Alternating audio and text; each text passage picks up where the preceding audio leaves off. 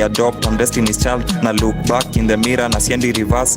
Level mi nacheza iko high, maybe ni drugs. Shots nazishikia juu, jezi ni one. Stress free, niko hapa na relax. Na kuja full speed, na ndo maana na jigas. Femu kwanga real, but kuja na demands. Niko destined kufika mali na deserve. Stress free, niko hapa na relax. Na kuja full speed, na ndo maana na jigas. Femu kwanga real, but kuja na demands. Niko destined kufika mali na deserve. Industry ni jungle, mi ni Tarzan. Marapa naona danger ahead, loki ni hazard. Form tunakuja na gang, sifiki one man. Niliway life and death na zili balance. Kila chance na get, I do it better. Kitu mi nafanya na game ni kuibeba. Nadai kuacha legacy flani wata remember. Nimetoka mbali na mbali ndo mi naenda. Everyday mi niligrind kufika hapa. Mary Jane ndo mi nadai kapita paka. Sbongi measurements nikitisha mita 7. Wanadai kuleta beef sikuitisha sapa. You are now rocking with the very best. Commander in chief, mi ndo president. Showstopper, Loki mi ndo main event. The greatest of all time and it's evident. Yeah. The greatest of all time and it's evident. Yeah. The greatest of all time and it's evident. Stress free, niko hapa na relax. Na kuja full speed, na ndo maana na jigas. Femu kwanga real, but kuja na demands. Niko destined kufika mali na deserve. Stress free, niko hapa na relax. Na kuja full speed, na ndo maana na jigas. Femu kwanga real, but kuja na demands. Niko destined kufika mali na deserve.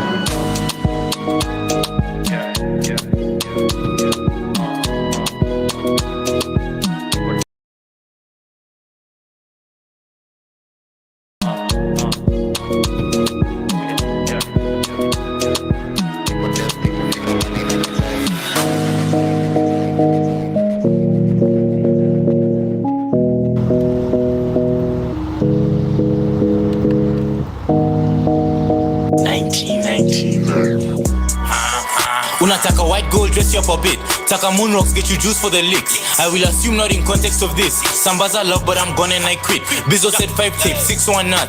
Nachapa doobie, she said it's enough. Nachapa kiru, she can't get enough. Could dance kama Jackson, this shit is no bluff. Yeah, 19 he passed me the beat and I'm dribbling. Feel like that nigga 19, hapa different.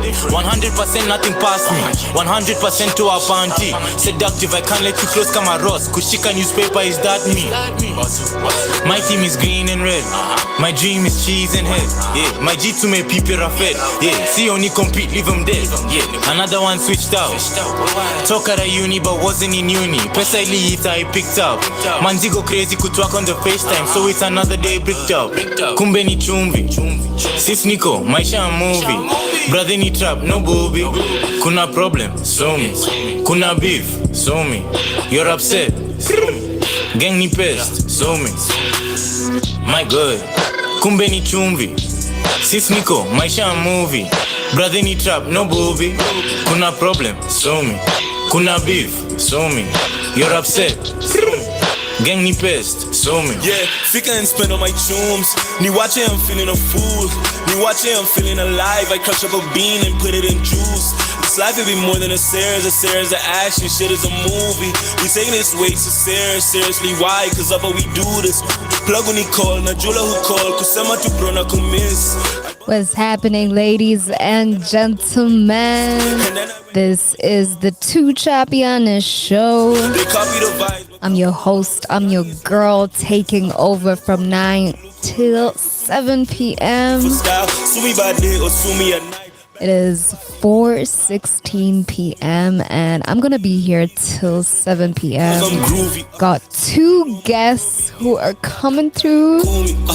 You already know the show is about to be lit. Brother ni trap, no booby. This is Radio 254. Beef, so me. You're upset, gang ni pest, so me. The home of Kenyan music and content. Sis Nico, maisha movie. Brother ni trap, no booby. Kuna problem, so me. Kuna beef, so me. You're upset, gang ni pest, so me.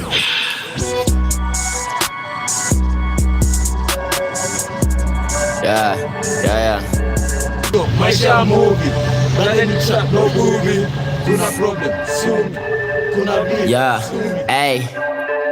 Esa mnipigia moto kwanza ni washio tiri then niletea toto ndo niwapie hadithi. Nilidhani tuko straight kumbe nyi bado mnakuleo miti. Usijali hata sense analipoteza nywele kipeneo miti. Then niendanga misi ndo nikapate matichi. Then kasienga fununu manze nidhani buti nimechizi. Ati buti ya kuanzisha injili, ati buti ya fanyangi injili. Buda buti ndo alikuwa mpishi, walikuwa mseni lituma iliki. Buda pandishe odoja ndani na jo umevaa kamisi. Wajifanya mzo wa keja na ndani umekaliwa na kalisi. Buda kabonge na kobi kihara mwendeleo chucha na story za para na maplagwa na madhara. Kazi ni kupeana tuko mambanga. Itishia moto sasa. Ai nafunguze maji hapa na tulizie. Yeah, ay, esa mnipigia maji na better make sure ni makali. Buda tulivuka boda ndo tukapigia waraji. Sai nafikiria bongo buda na sibongi story ya nyasi. Na bonga kupanda basi ndo tukapigia konyagi. Jigeri ni safi buda ni choice kwa ngati. Mistari ni safi. Hey, buda nilipoa kipaji nusu mita fika hapo ndo tupishane kipaji. Basi sijafika itabidi umechi mtaani. Game naitinga kanisa napenda wenye wanaringa. Bila nilipiga alijombona na kuoga na sifa. Shawty attack, she just might go out and buy me a band just for the smash. Shawty acting like she very sadika. Hey, squad, blood that whole squad, man. Hey son, yeah. Roach lete yo maji itabidi wakubali. Sini watu wa matangi, watu walali kwa kazi. Biz na chapa kambi, gang yangu ni wasafi. Flex na jaza za kazi, tunageuza hii kambi. Tumelink magizani, Roach rada ni gani. Tuko shrap kariobangi, tuni mekari mahais walai. Saitu saina chapa makali sivuti mangwai. Naroga na psych na leta ma vibes za mic. You moving in different lanes with die. Anadai mini vibe lakini sidai mavako za guy. Squeezy ni kubai kavile mina dusai ndi kupata tuka high. Wase wana lose their minds. Ndio maana mina grind nipate the bands ni flex one die. Yeah. Hey, yo maji sasa. Tunadaisa yo maji. Squad. Roach lete yo moto itabidi wa mesoro. Hakuna cha let's be friends, you come with the money or we don't pretend. Hakuna kuflex my net, if you in a net we fish kwa set. Uwezi switch na the rest unless ukae na vest ni aim. Mama in Vegas, not Vegas, ain't a awesome. In the awesome of all the outcomes, yeah the legends I'm on. Come on, unadai ku come on, I'm a two ku ride on. Niggas wanna die too ku hang on, waku pull to Babylon. Songa mina serve na curve, check it damage lodge. Bonga nitakam the boogie man I'm the J son. Gone with the winds, flows are winging as you wezi ku mention. Attention, I am Gavi, check it the game I own.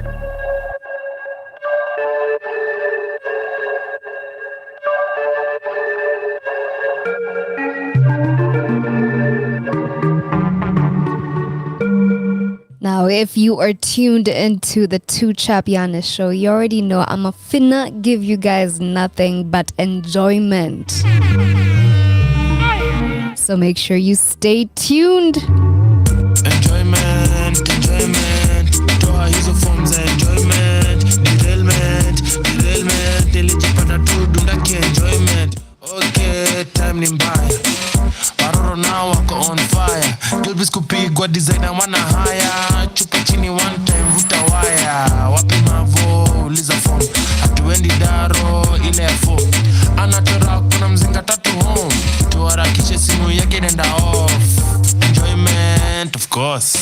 Katambe By force.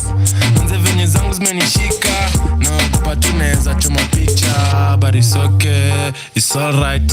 Enjoyment like all night.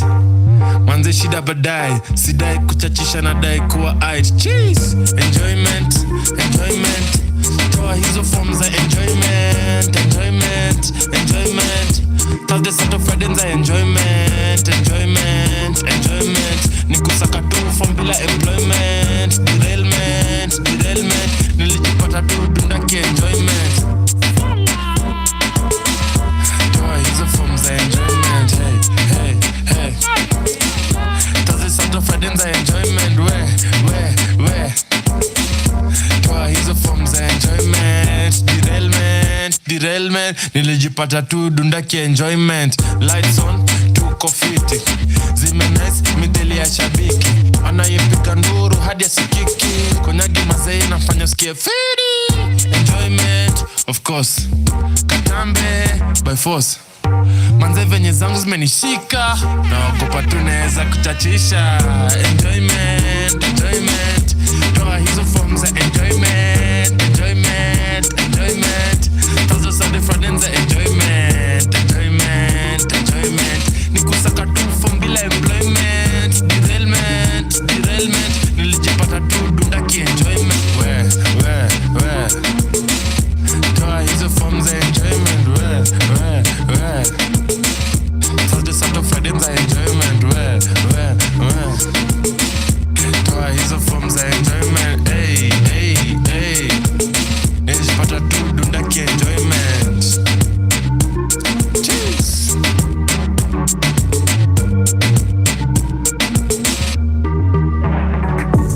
Is vipi? Watu wako poa radani gani? Nimekuja teke mesikia mnagombana na jirani. Heshima kidogo watu wanyamazeni kiingia. Mi peke tu ndo neza wakorea na hisi fani. Na unafaa kwa unaniogopa cause I'm a game changer. Huku anasikiaga sauti yangu damu ina sense danger. Minge kwa wetu na sare hii pande moto ni nare. Na nyote na jemsha kubali akakadem ni kakare. One thing watonomo piga collaboration. Wasu wanajaribu ndo penda competition. Amkeni basi mjipange turudiriko. Professor Jali lalisha nyota yenu ya hip hop.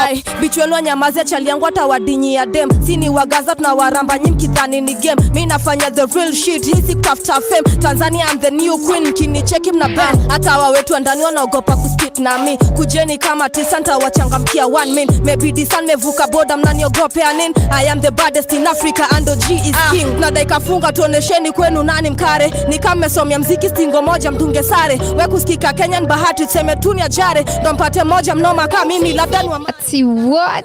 Shakina Karen. Shana rapo Kenyan kama kwa msha Magufuli. Sifanye nkasirike sa inajua mmekaza turi. Acha tuwapete mfikirie tumeanza tuna uzuri. Na misi upcoming shut the fuck up, becoming in your mouth on I'm up. Shot wire mashoko liogato wabiki zami siogopi kas. Bitch, shut the fuck up. Mbato yoyo. Oh my god, this beat. Usikazie.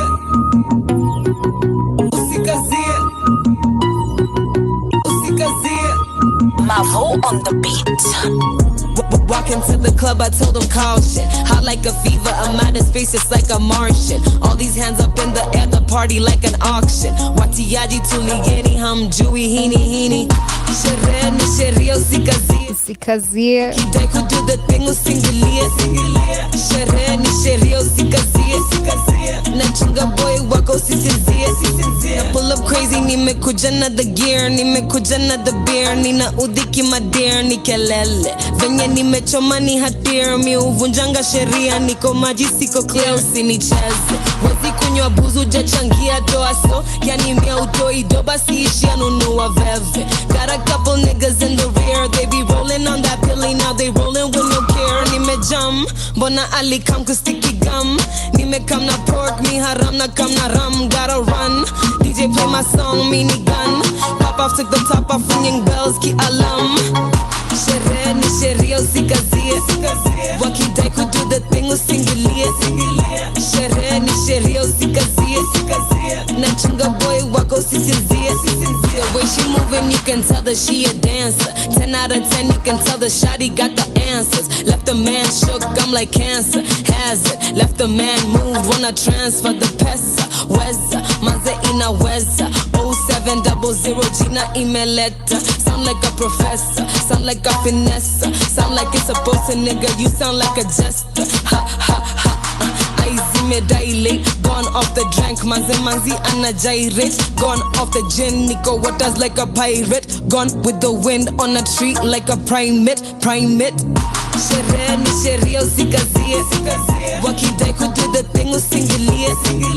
Sherehe ni sheria usikazie. Nachunga boy wako usisinzie.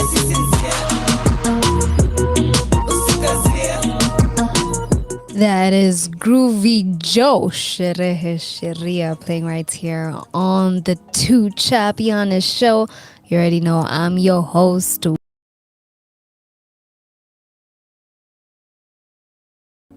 2 songs some amazing news. And before I get to the news, I was wondering, how do people get nominated for these awards that I be seeing online? I was just thinking to myself, I was like, I wonder how that happens. Then today morning, I wake up and People's Choice Awards sends me an email and they're like, hello, I trust this email finds you well. We are thrilled to inform you that you have been nominated for the second edition of the 2023 People's Choice Awards. And I'm like, wait, what? Am I reading this clearly? Like, am I seeing this right?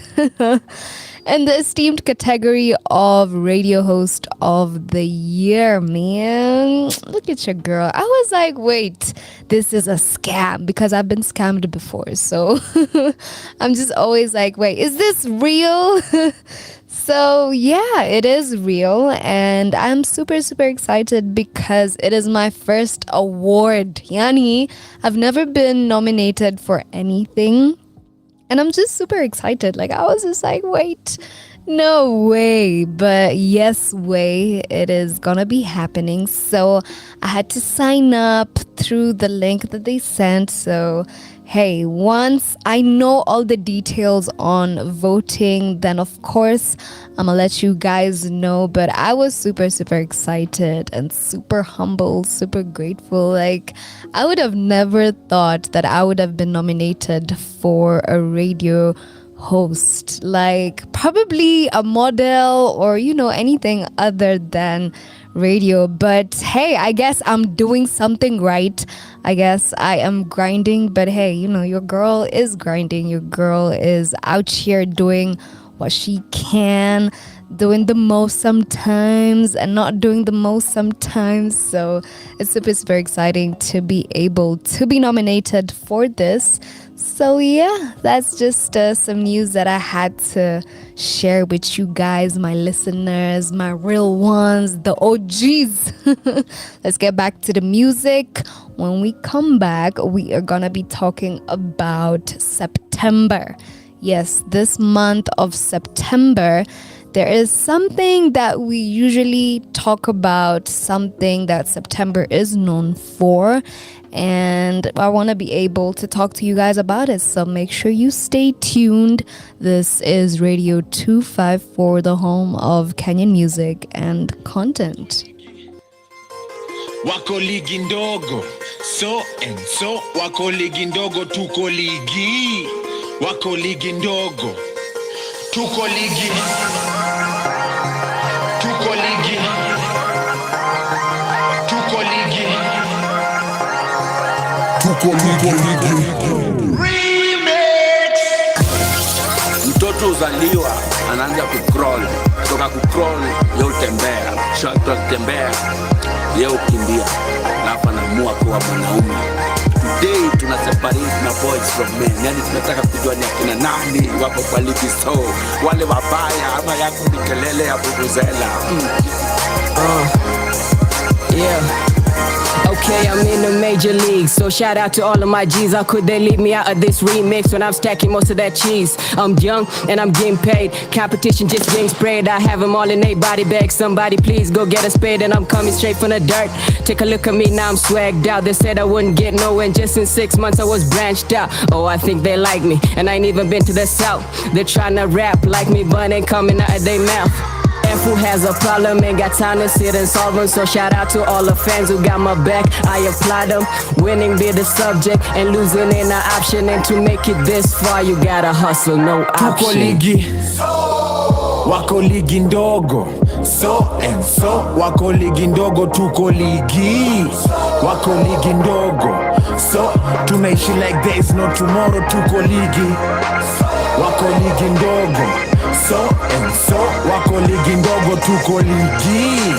Wako ligi ndogo, so tunaishi like there is no tomorrow. Definition yangu ligi so sule babi tuanado, pula msako uko chini, ule msiana haso, unakula jasho yako uombi. Yo ni ligi so lazima uchangamuke ndio uingie kwa hii uko. So kawe ni mlezijo unabo, ukipewa kazi fanya kazi, chapa kazi. Don't aim the stars, aim the galaxy. Ligi so Okonkwo niko California bado tuko pamoja kamke nyumbani na mwiko. Nilingia ligi so nikatoka nayo kijiko. Okonkwo Baden. Tuko ligi, wako ligi ndogo. So wako ligi ndogo, tuko ligi, wako ligi ndogo. So tunaishi like there is no tomorrow, tuko ligi, wako ligi ndogo. So wako ligi ndogo, tuko ligi, wako ligi ndogo. So tunaishi like there is no tomorrow. Kitambo niliwashow, niko mbele sana buda kwenye kipaza na maflow. When they said I couldn't do that, tume change game for the better. Hata kai me take muda ndio nifike kwenye nataka. Siwezi give up kuwa loser, niko mbioni ligi so kama new nilijifunzia kwa street, ndio kwa maana I'm such a nuisance. 2013 bado flow inakaa brand new son, na blow up some steam. Vitu moto wezi gusa kwenye kipaza, ndio natawala, ndio najifunzia kila saa. Vile nawaza ni kujikaza, ndio mwisho nifike fa. Na nikifika sitaringa, ndabaendae kama riga. Da make sure na watinga maheta wote wajue niko ligi, wako ligi ndogo. So wako ligi ndogo, tuko ligi, wako ligi ndogo. So tunaishi like there is no tomorrow, tuko ligi, wako ligi ndogo. So wako ligi ndogo, tuko ligi, wako ligi ndogo.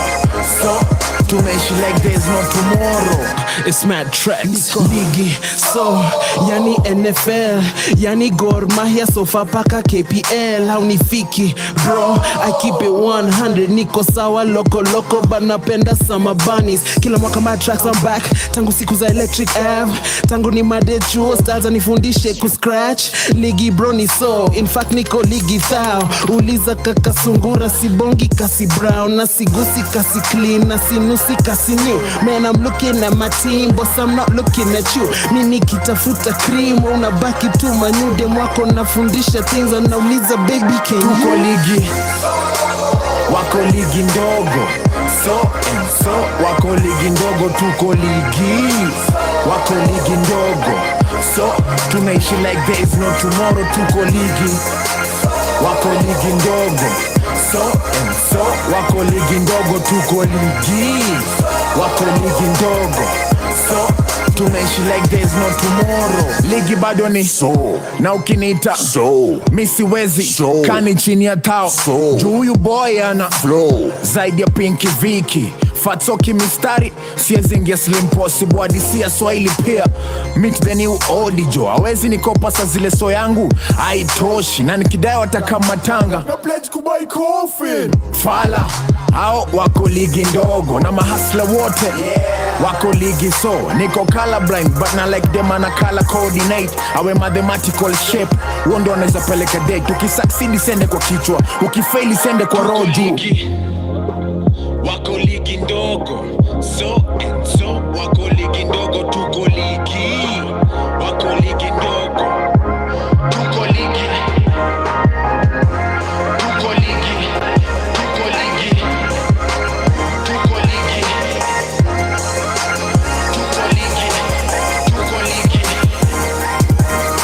Smoking them on the crystal, Habana with that crystal. Came out with a hot red band like a pistol. I know it's a bit dope hanging out with me, but now you gotta get back to crushing veggies at the bistro. Sipping no Hennessy, licking the yard. Said that you gotta be sitting below. Getting rid of the on the niggas, yeah, I'ma get rid of your all. Trusting nobody's the pet that I chose. Stacking the wealth and rejecting the fall. You happy yourself by the side of your soul. You hoping and wishing don't see me fall. Rest in peace, my victims. Best of hopes and wishes. Sorry about your mamas and your sisters and your misses. You got rocks for pitching, better board your mission. Cause before you cross my road, you need to stop, look and listen. Tuko ligi, wako ligi ndogo.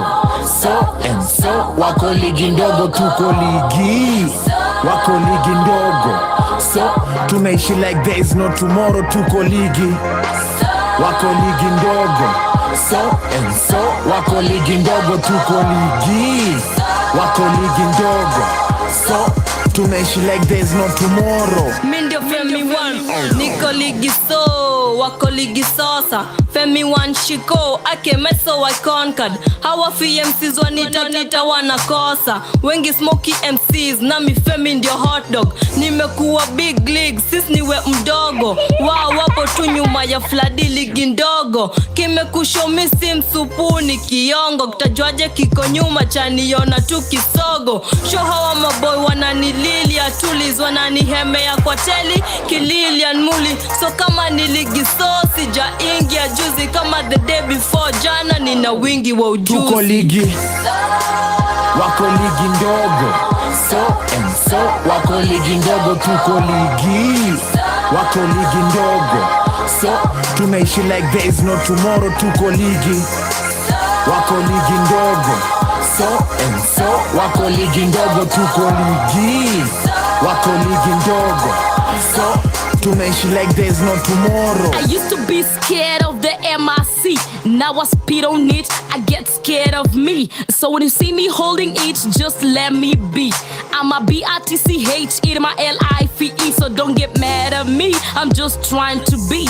I joined this industry with a lot of innocence. I've been working so hard, I'm lacking patience. To those who pull me back, one word, nonsense. And to those who had my back, come back to my place. Update on my space, like on my face. Book, hook your friends with my friends, and that's the new trend. I made it up. Tuko ligi, wako ligi ndogo, so and so wako ligi ndogo. Tuko ligi, wako ligi ndogo, so tunaishi like there is no tomorrow. Tuko ligi, wako ligi ndogo, so and so wako ligi ndogo. Tuko ligi, wako ligi ndogo, so tunaishi like there's no tomorrow.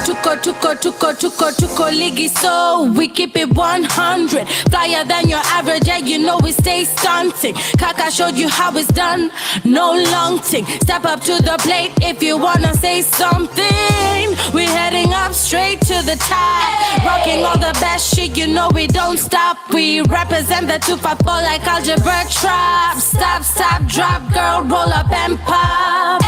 We got them major league down. Don't come up to me, sit down.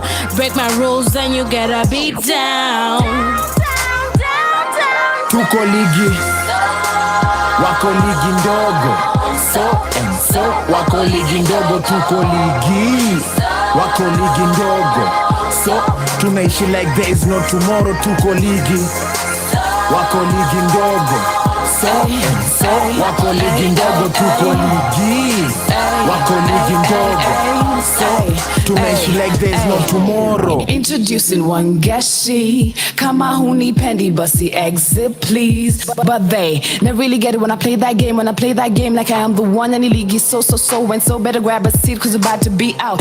Outstanding, lyrically sina company. Ata next door neighbors hawapatikani. So nikisema niko ligi so niko solo. So I push it like I'm 9 months 3 was late. Sija deliver, the early bird catches the worm. I'm way ahead, mukianza kuamuka, nimeanza kudi warm. And the only last I know is that I'm a last born. So in everything I do, mwana wambere. Tuko ligi, so wako ligi ndogo, so and so wako ligi ndogo. Tuko ligi, wako ligi ndogo, so tunaishi like there is no tomorrow. Tuko ligi, wako ligi ndogo, so and so wako ligi ndogo. Tuko ligi, wako ligi ndogo, so tunaishi like there's no tomorrow.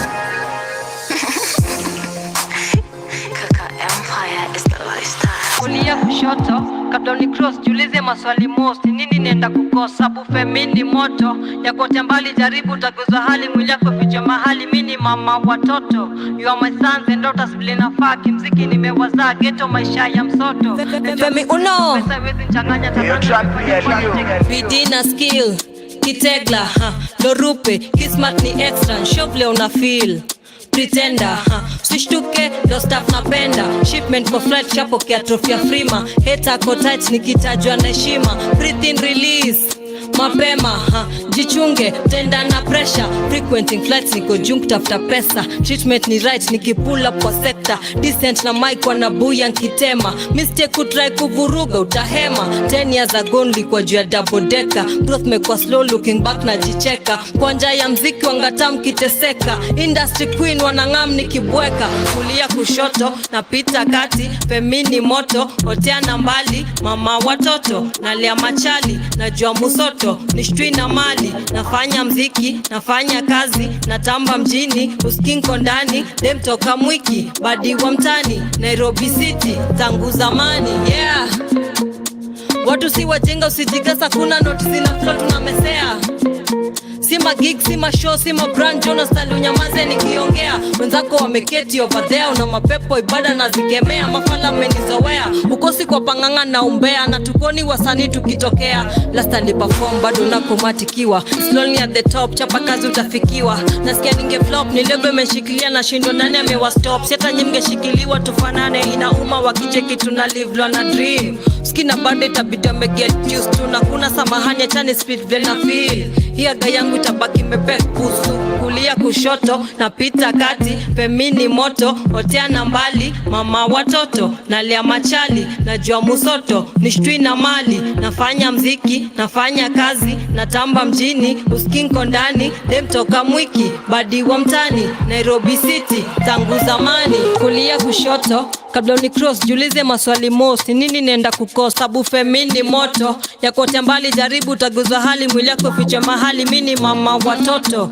you are my sons and daughters vile nafaa kimziki nimewazaa ghetto maisha ya msoto najua vizuri so pesa iwezi nchanganya talanta nimefanya mkwanja cheki kulia kushoto na pita kati femini moto otea na mbali mama watoto nalia machali najua musoto nishtui na mali nafanya mziki nafanya kazi natamba mjini uskinko ndani dem toka mwiki badi wa mtani Nairobi City tangu zamani Femi One, Kulia Kushoto, one of my favorite people, MCs, femcs. Honestly, love that woman. This is Radio 254, the home of Kenyan music and content. Now, I was telling you guys that September is that we celebrate, we talk about, we honor each year in September. Now, National Suicide Prevention Month, week, and day are honored each year in September, and World Suicide Prevention Day is observed on September 10th each year to promote worldwide action to prevent suicides. And I want to be able to talk a bit about this just because I want to spread some awareness on this month. These important awareness events have been recognized for more than a decade. As mental health activists and practitioners across the world, all we're trying to do is shed some light onto this month with events, screenings, activities, and more.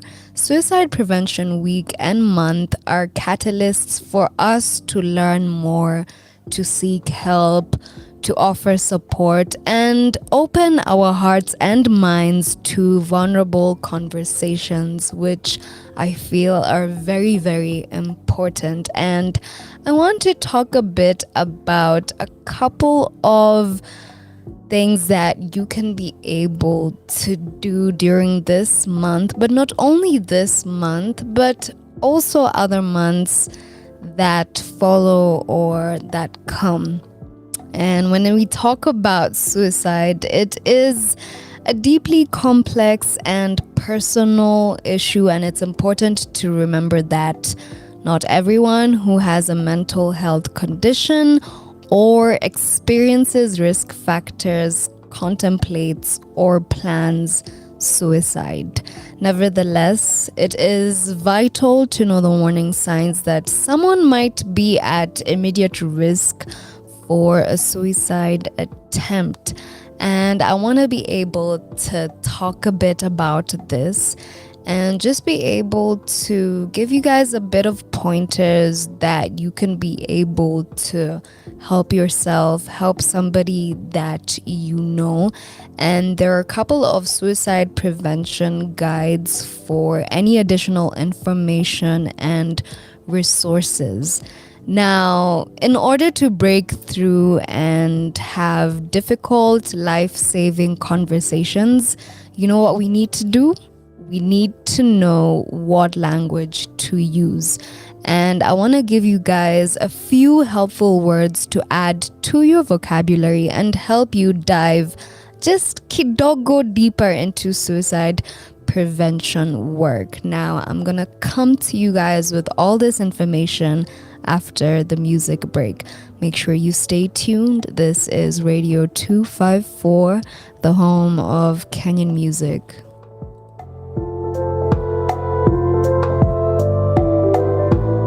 Eyo ni DJ Shiti aka Kolongolo Mnyanya, na leo tunataka kusondeka tabia tofauti ambazo tupendi kwa hii jamii. Tabia maslay queen, kula pesa wanaume hata wale wamejengo. Mtu mzima kukojoa kwa matandiko alafu anaekelea watoto. Kutumia watu please call me na uko na iPhone. Shindwe. Rix, finya hiyo kitu.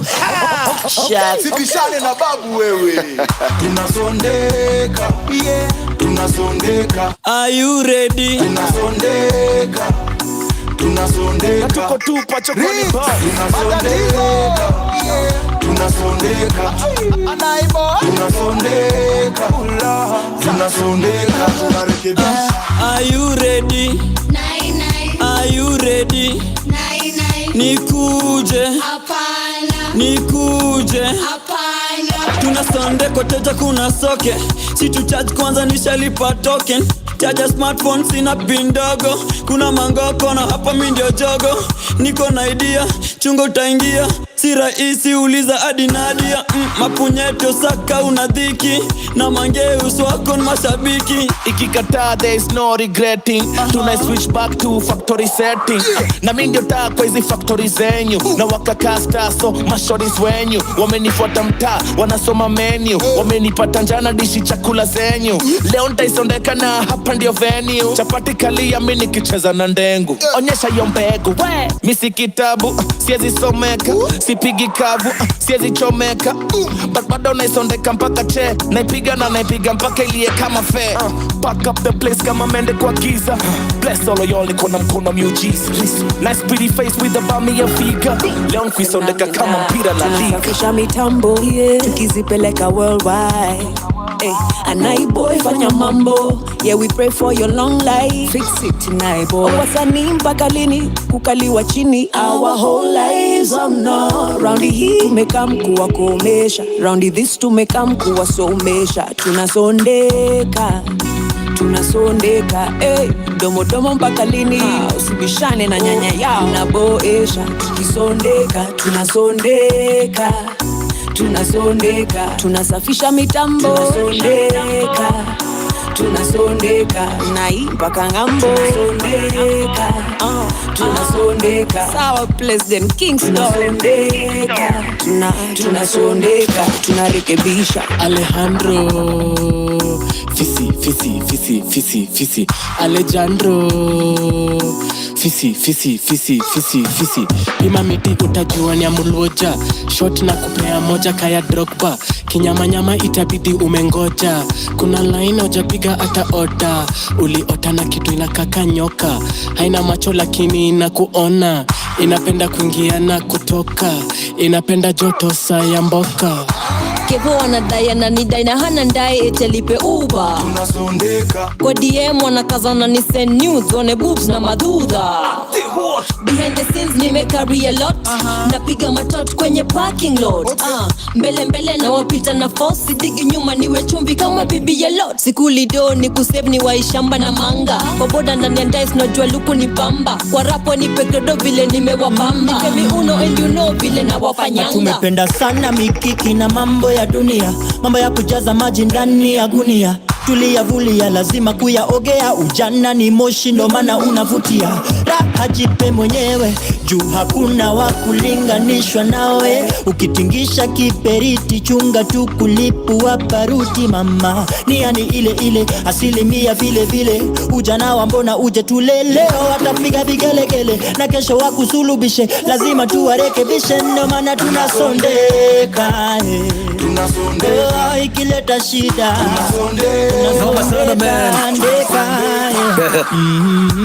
gari ni big gudum wivu hapo nyuma bosa pum blum wivu mwenye wivu wajichokma uchungu piga umbudum zie pati na mata do pati jo bila panti bala base kata kanyama haina mifupa dada masomo niko sawa sinene wasoma ala ni satisfy nikupe certificate baby kama tamandingo happy tabidu umedrop your ego na hivyo ndo wataheshimu mandiko juu one boy na boy amesham the devil. Yeah, kwa social media unatutesa weni bola unatutago vlome mako pesa tunasondeka. Ati zako ni ma 5 star na mtaa bado wola liya double decker tunasondeka. Ati wezi kula skuma umezoea chakula ya ule sereni tunasondeka. Kumbe weni client ile bezi ya nyaga chapodondo pia ukula na deni tunasondeka. Ati juzi ilikuwa holiday Dubai sherehe na nikasi tujui tunasondeka. Paniaje tena ulionekana nyama kima ndani ya basi za kwenda Kitui tunasondeka.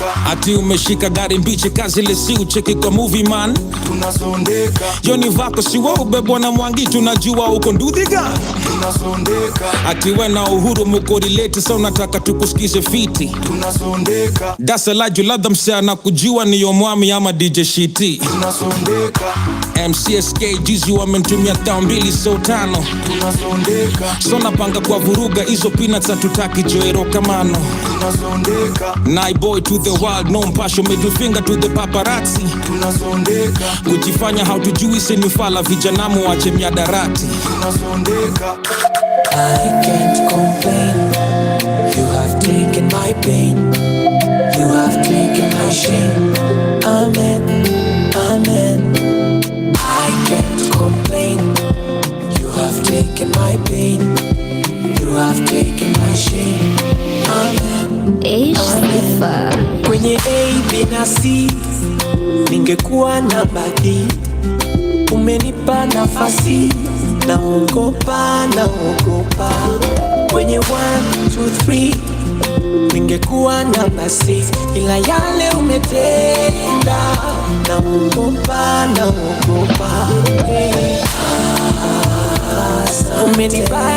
Umenibariki yeah. Afya na uzima umenibariki yeah. Ulinzi dadi umenibariki yeah. Wewe kila kitu ni love yako bado ni strong na siamini zile favor many favor isay na sio mimi same time asi alitoa ngoma ya shule nikelewa kumbe unanipendanga bure mapenzi ya ukweli God na sio diko tume basi nishie baba basi diplo nilikuwa outcast kama Andre na Bibo tunge dose jama time na ma weekend the times it felt ni kama wewe unipendi why me she doesn't eye me they wanna ni try me na kutrolea malaini na kupenda zaidi kwenye A, B na C ningekuwa namba D. Umenipa nafasi naogopa. Kwenye 1, 2, 3 ningekuwa namba 6 ila yale umetenda naogopa. Umenibariki yeah. Afya na uzima umenibariki yeah. Everything yangu na kutrust na kila kitu na every morning kwangu na kutrust kila siku wakiniona wanakuona direct love language kwako ni perfect dialect now in a good mood so napiga look uko present daily hawezi pick a book chapter upon chapter boss napiga book ready for whatever so napiga book samaki amejitolea basi piga hook namba yako direct so napiga drink no weapon from the guest me wananiandana tutakubali shida zitonelema I can't complain. You have taken my pain. You have taken my shame. Amen. I can't complain. my shit. You have taken my shit. Amen, amen, amen. Kwenye A, B na C ningekuwa namba D. Umenipa nafasi, naogopa, naogopa. Kwenye 1, 2, 3 ningekuwa namba 6, ila yale umetenda, naogopa, naogopa. Asante, umenibariki, umenibariki.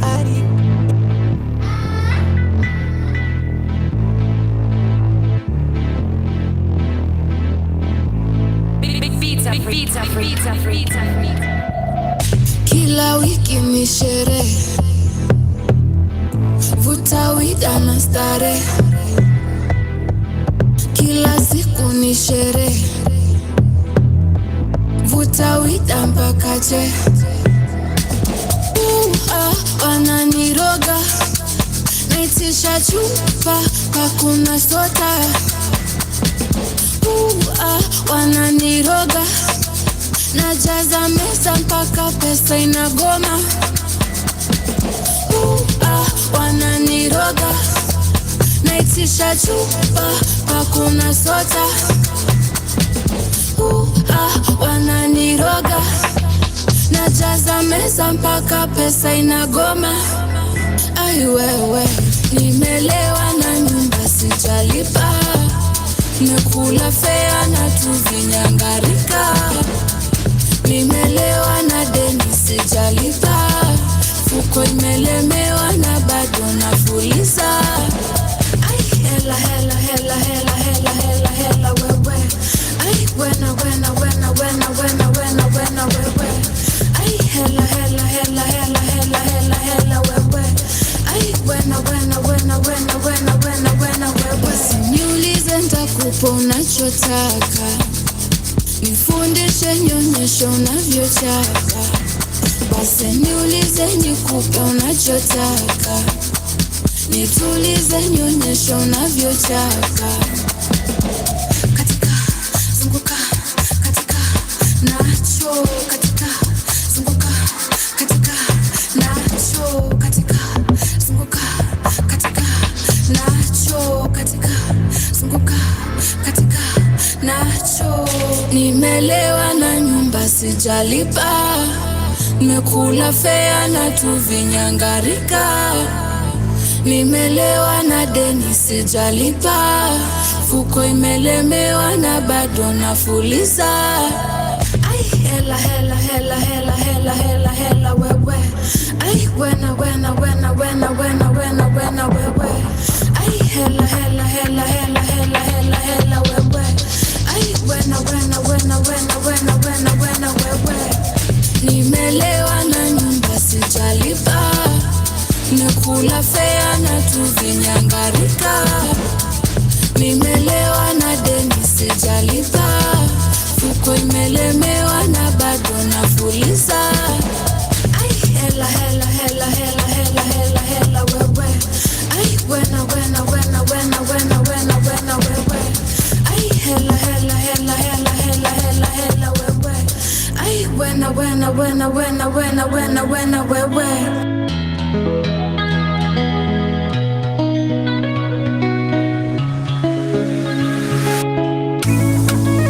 Masauti, Kenyan boy 001.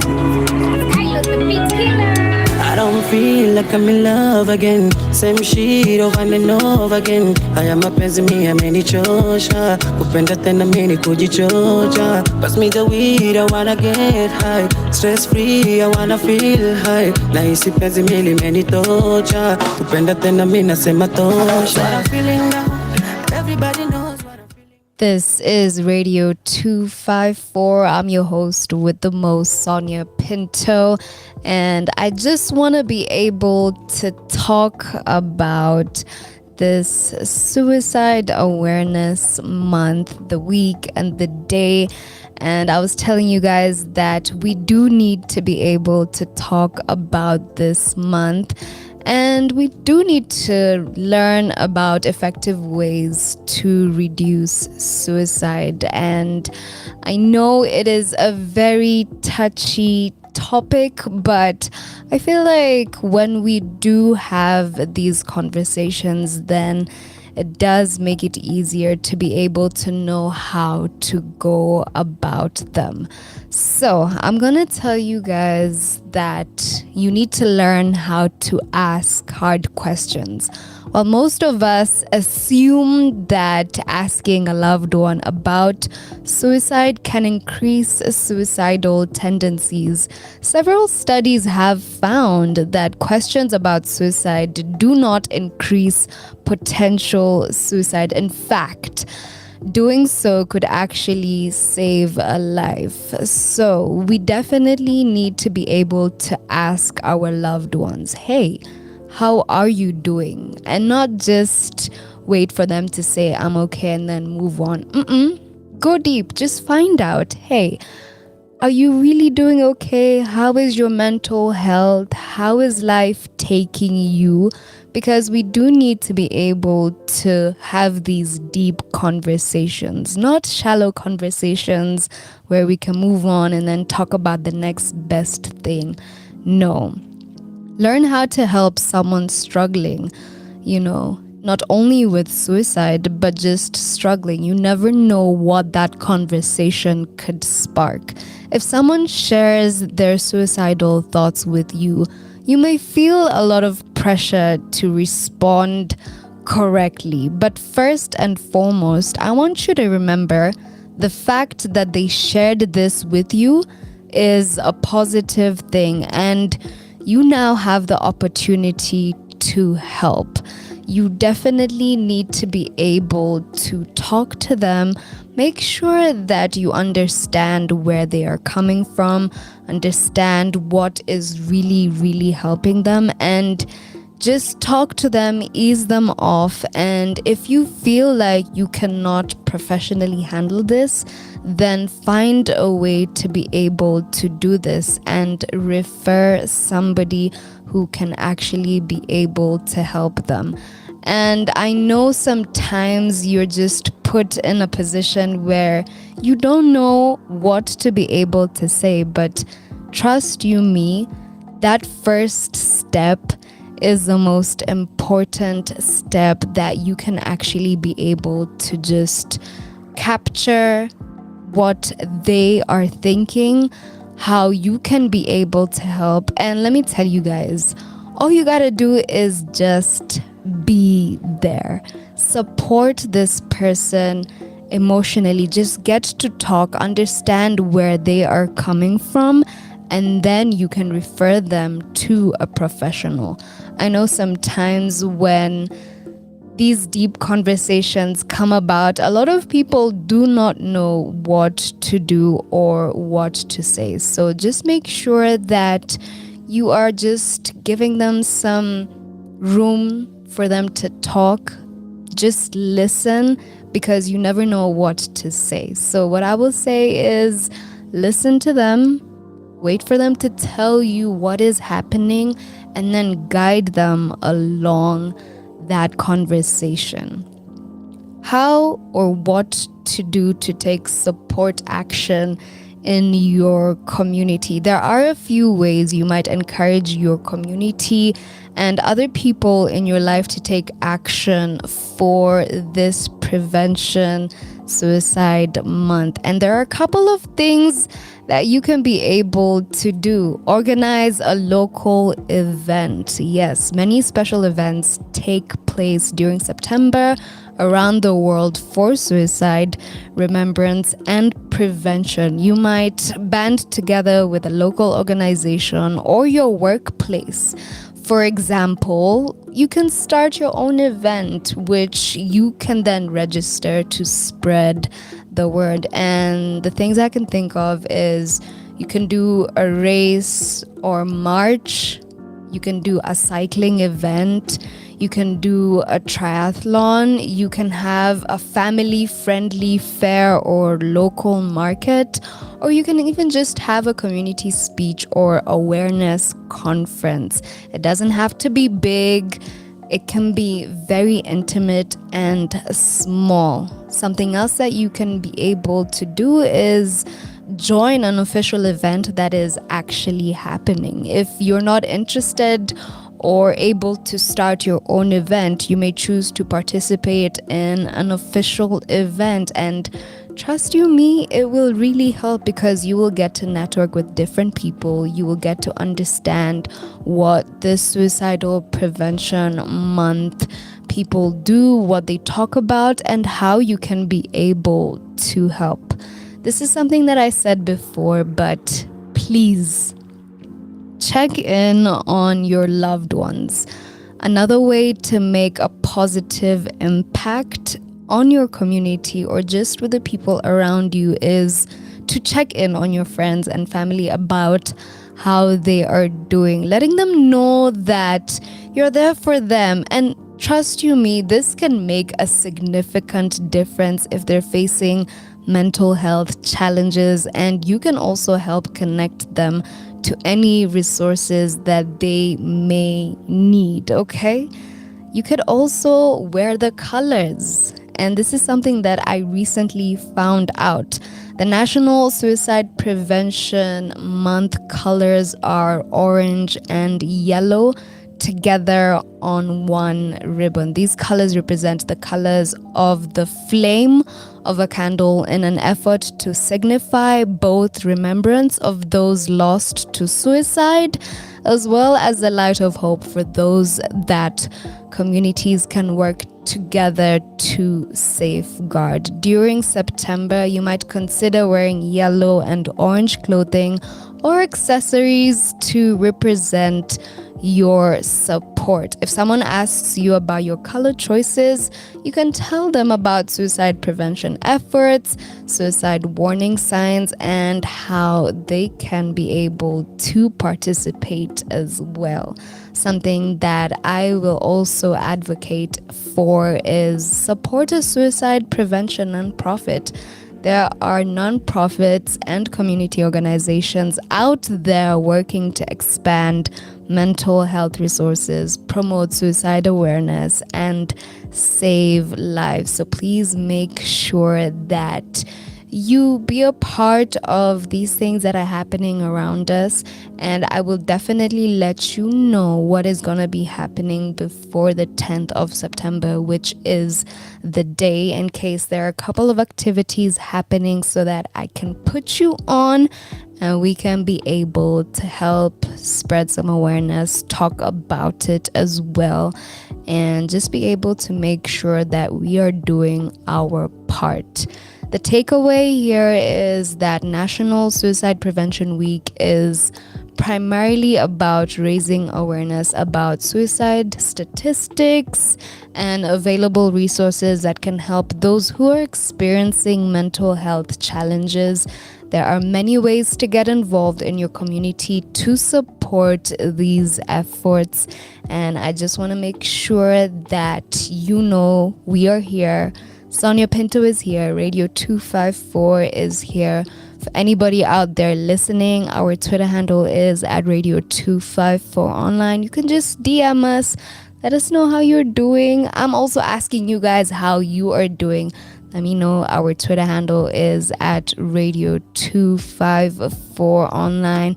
Let's get back to the music as we wait for my first guest, Mazenga Madam, who is gonna be here shortly.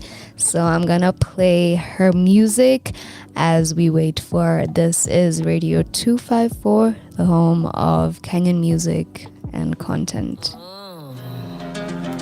Matela. Alex back. Oh.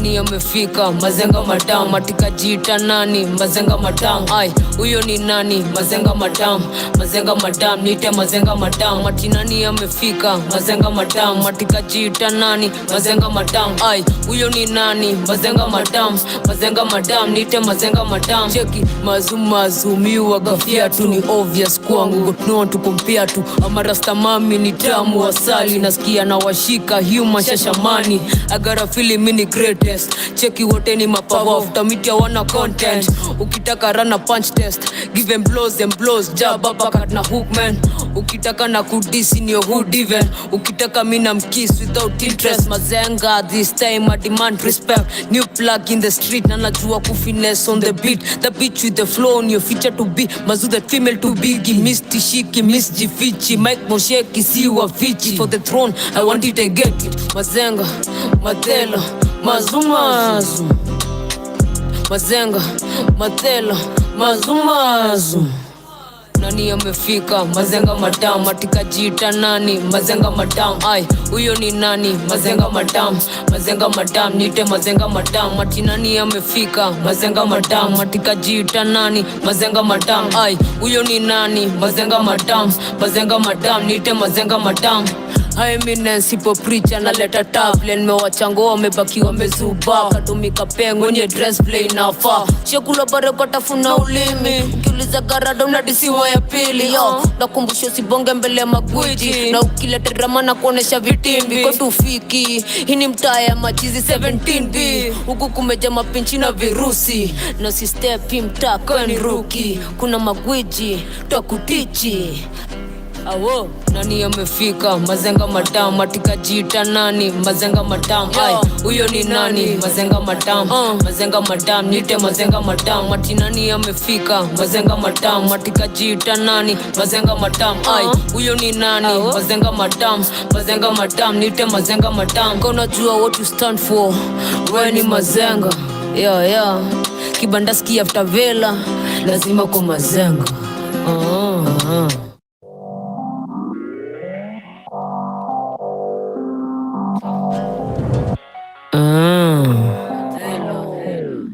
tukipatana gizani rada chafu toka nyonginyo hadi viatu mtaani anajua mini fiatu mtoto wa kanisa na anaweza bonga chafu tukipatana gizani rada chafu toka nyonginyo hadi viatu mtaani anajua mini fiatu mtoto wa kanisa na anaweza bonga chafu in the streets wanasema nimefiatu na kuacha rahani na nachochea watu ni kama misa patroni saa 6 ikiwa paranoid minta ipiga 9 new school feeling na wapo ya isa straight from the east side jineko na G-side umuta pep tusikumbuka gijina na kuje kame minya kutamboka kuna dina sina ndai na pull up kama kiawa it's safe nikismile nikibonda mi mnyama niko highs na nichocha close to kana niambie nizoe ukinichocha na kutukana na urumia mafala woye ai juu ya vitu muwafanya urazi sikondono we buda kujambaya na kuvaa konje round 1 ukipata na gizani rada chafu toka nyonginyo hadi viatu mtaani anajua mini fiatu mtoto wa kanisa na anaweza bonga chafu tukipata na gizani rada chafu toka nyonginyo hadi viatu mtaani anajua mini fiatu mtoto wa kanisa na anaweza bonga chafu sina huruma na kutoka diviatu okingemba chuo umetujua rada chafu mazua ruto anafanya sondu chafu na lugha ya wadhina jua choche za kanairo na connect ya majanki watu jijindo makao mamorio fulani magwangi wameshinda makara Chakos mubonga na goda na daizidi kabisa so spawn pia nachukua siwezi kosa kuminya na kuchatisha kuna wao unadai kundedisha rada chafu ya corporation takusaidia kuzuku ni downtown na kuna kukusaidia buda kam donyo kelele itakuumiza nina fair mbini teza 3 ways za kukutuliza tukipata na gizani rada chafu toka nyonginyo hadi viatu mtaani anajua mini fiatu mtoto wa kanisa na anaweza bonga chafu tukipata na gizani rada chafu toka nyonginyo hadi viatu mtaani anajua mini fiatu mtoto wa kanisa na anaweza bonga chafu matela sijapotea sana mekuwa up and down nikisaka hizi mangondo jo bana ipo siku deli nasaka mangondo, kitu nasuka ni do, bugia supa mabobo, haga mebeba kando. Deli nasaka mangondo, kitu nasuka ni do, bugia supa mabobo, haga mebeba kando. Deli nasaka mangondo, kitu nasuka ni do, bugia supa mabobo, haga mebeba kando. Deli nasaka mangondo, kitu nasuka ni do, bugia supa mabobo, haga mebeba kando. Mission kuescape msoto, niko kwa street na sakia mtoto, ndio nishawa nipake lotion, by 6 na kuanga in motion, ndoto mokoro kwa rover, si bure mukuwa nimebonda, kawambo ateseke tena, hiyo story na lenga, niko na nia, purpose, idea na plan, alitania na bluff, falaka cheza na bwap, mikichwa mbaya mad, nilimkanga juu ya ngat, korotibia tumia, I don't wanna hear, hatuko same my dear, una chase the bug, mina kimbiza gunia, ukitaka mineza rudia, hatuko same my dear, una chase the bug, mina kimbiza gunia, mazenga. Deli nasaka mangondo, kitu nasuka ni do, bugia supa mabobo, haga mebeba kando. Deli nasaka mangondo, kitu nasuka ni do, bugia supa mabobo, haga mebeba kando. Deli nasaka mangondo, kitu nasuka ni do, bugia supa mabobo, haga mebeba kando. Deli nasaka mangondo, kitu nasuka ni do, bugia supa mabobo, haga mebeba kando. Kujua staff haikufanyi memba, bibia dero ulipa mrenga, usiku sako na majembe, kwa kichwa nimejipina matembe, ninje utajwa bash, jun kapusi na napenda moshene, before kuingia road, jeshi mzime na kula makete, kando na road mubeba mashete, breadwinner na napenda sembe, palo onyeshangwa bombo clutch, na mbele naonesha kwa shoto, wezi roll with us, you boy 20 cards, lazima get the stock, 100 G's nikiba. Nasaka mangondo, kitu nasuka ni do, bugia supa mabobo, haga mebeba kando.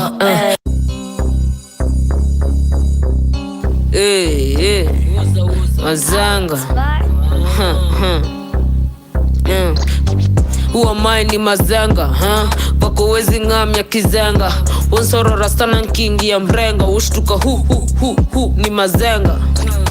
Huwa mai ni mazenga, wako wezi ngamya kizenga, usorora sana nkingi ya mrenga, ushtuka hu ni mazenga. Zeng certified aska round wambiwe, wako mukula shine ya kuwashainia, chunga mtu wako ananikatia, na ukiendelea hivi nitampatia. Cheki nilijit out nikajiprovia, the set nimetulia nimekanyagia, makembao mstakingam na kadota mashallah, wako na wacheza wanaona kama tarao, nimewarest watoi warudi pressed, better than the best, flex ya kuwa blessed, nimetoka mbali, BS we was tagging, statement kamaging, magizani ni madhambi, jumujifanya kazi ni nikipita karisasi.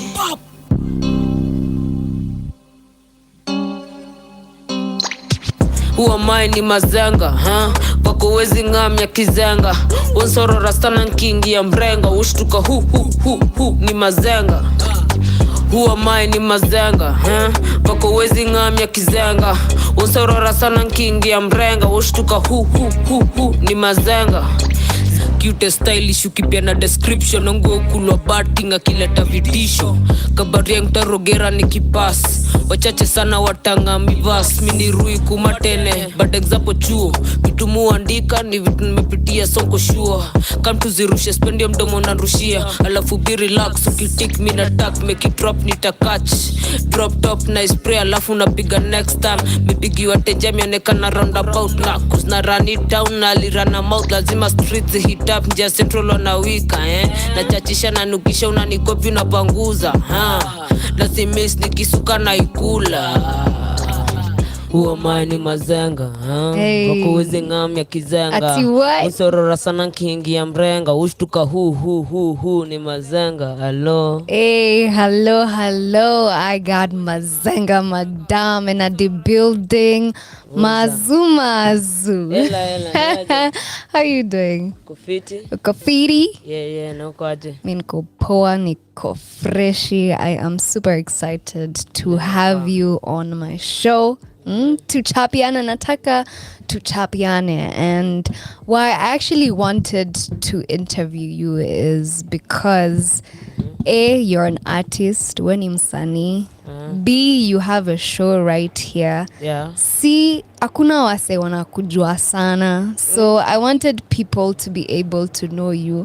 Na nataka tubonge too about your life. I want us to start from the beginning hadi kwa sasa. I want us to know who Mazenga Madam is as we chop it up kidogo kidogo.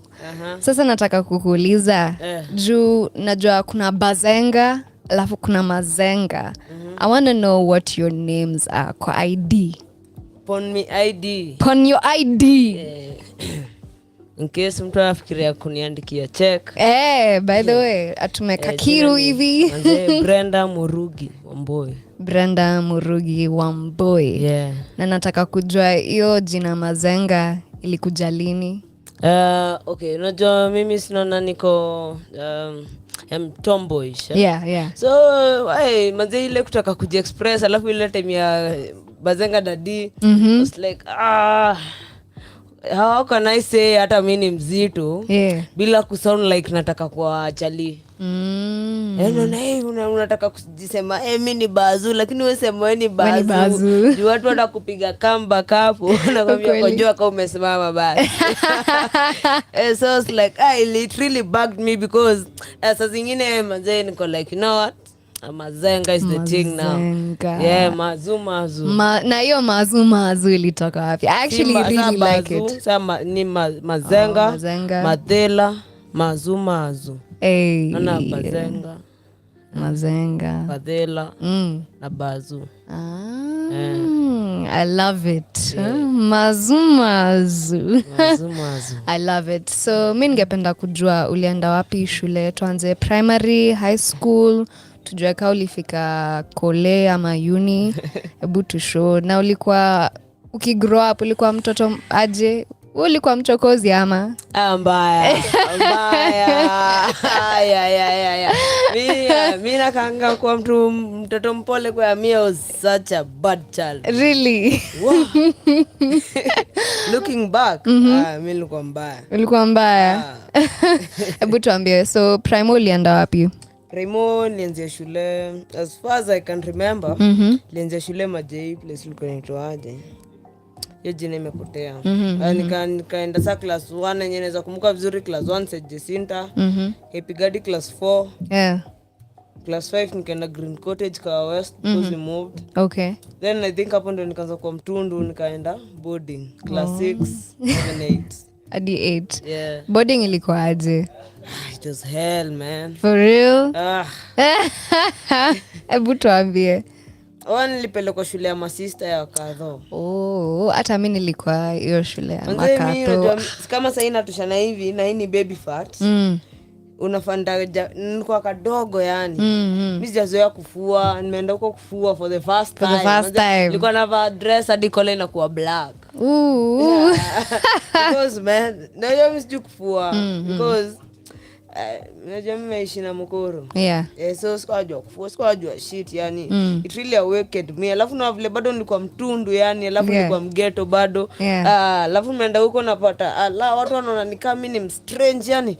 Kuna time nikiwa class 6 and year class 6 karibu watu wa class yetu wanichape. For real? Kwa nini? Sijaelewa delay. Watu wa class 6 West manze, I got a beef with all of you man. Come fight me now. Yeah. Come fight her now. Nenda nilikuwa mdogo kujeni sasa bwana. But then it was a whole thing. I can only imagine. And now ulikuwa shule, sana nataka kujua kuimba ilikuja lini? Ilikuja uni ama ulikuwa ushaanza like high school unaandika? Nilianzia na spoken word. Mimi nilimwambia mamangu nikiwa mtoi. Nikiwa kutoka class 3. Niambia mamangu mimi mama then nitakuwa msanii ama dancer. Akacheka akaniambia wewe ndo usome. Alicheka. Hadi leo nataka kusikia story juu namkumbusha karibu monthly. Lazima nimkumbushe hiyo kitu. Alicheka nimenenda nisome. So I felt like mbona manze kwani kwa msanii si shughuli. So kutoka hapo I think I invested myself into it as a means ya kuonyesha mamangu pia usanii pia ni kitu.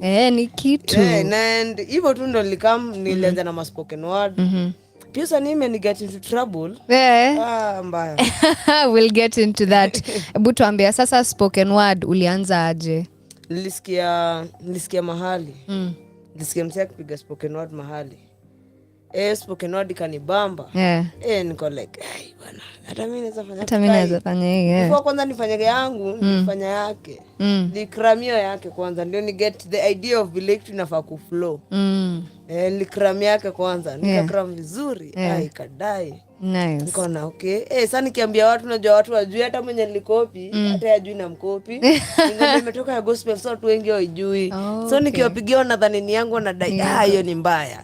Najua wait. So this thing inaweza dai. Kaanza kuandika sasa. Sasa ningependa kujua ulikuwa unaandika nini? Was it like life situations? Was it love?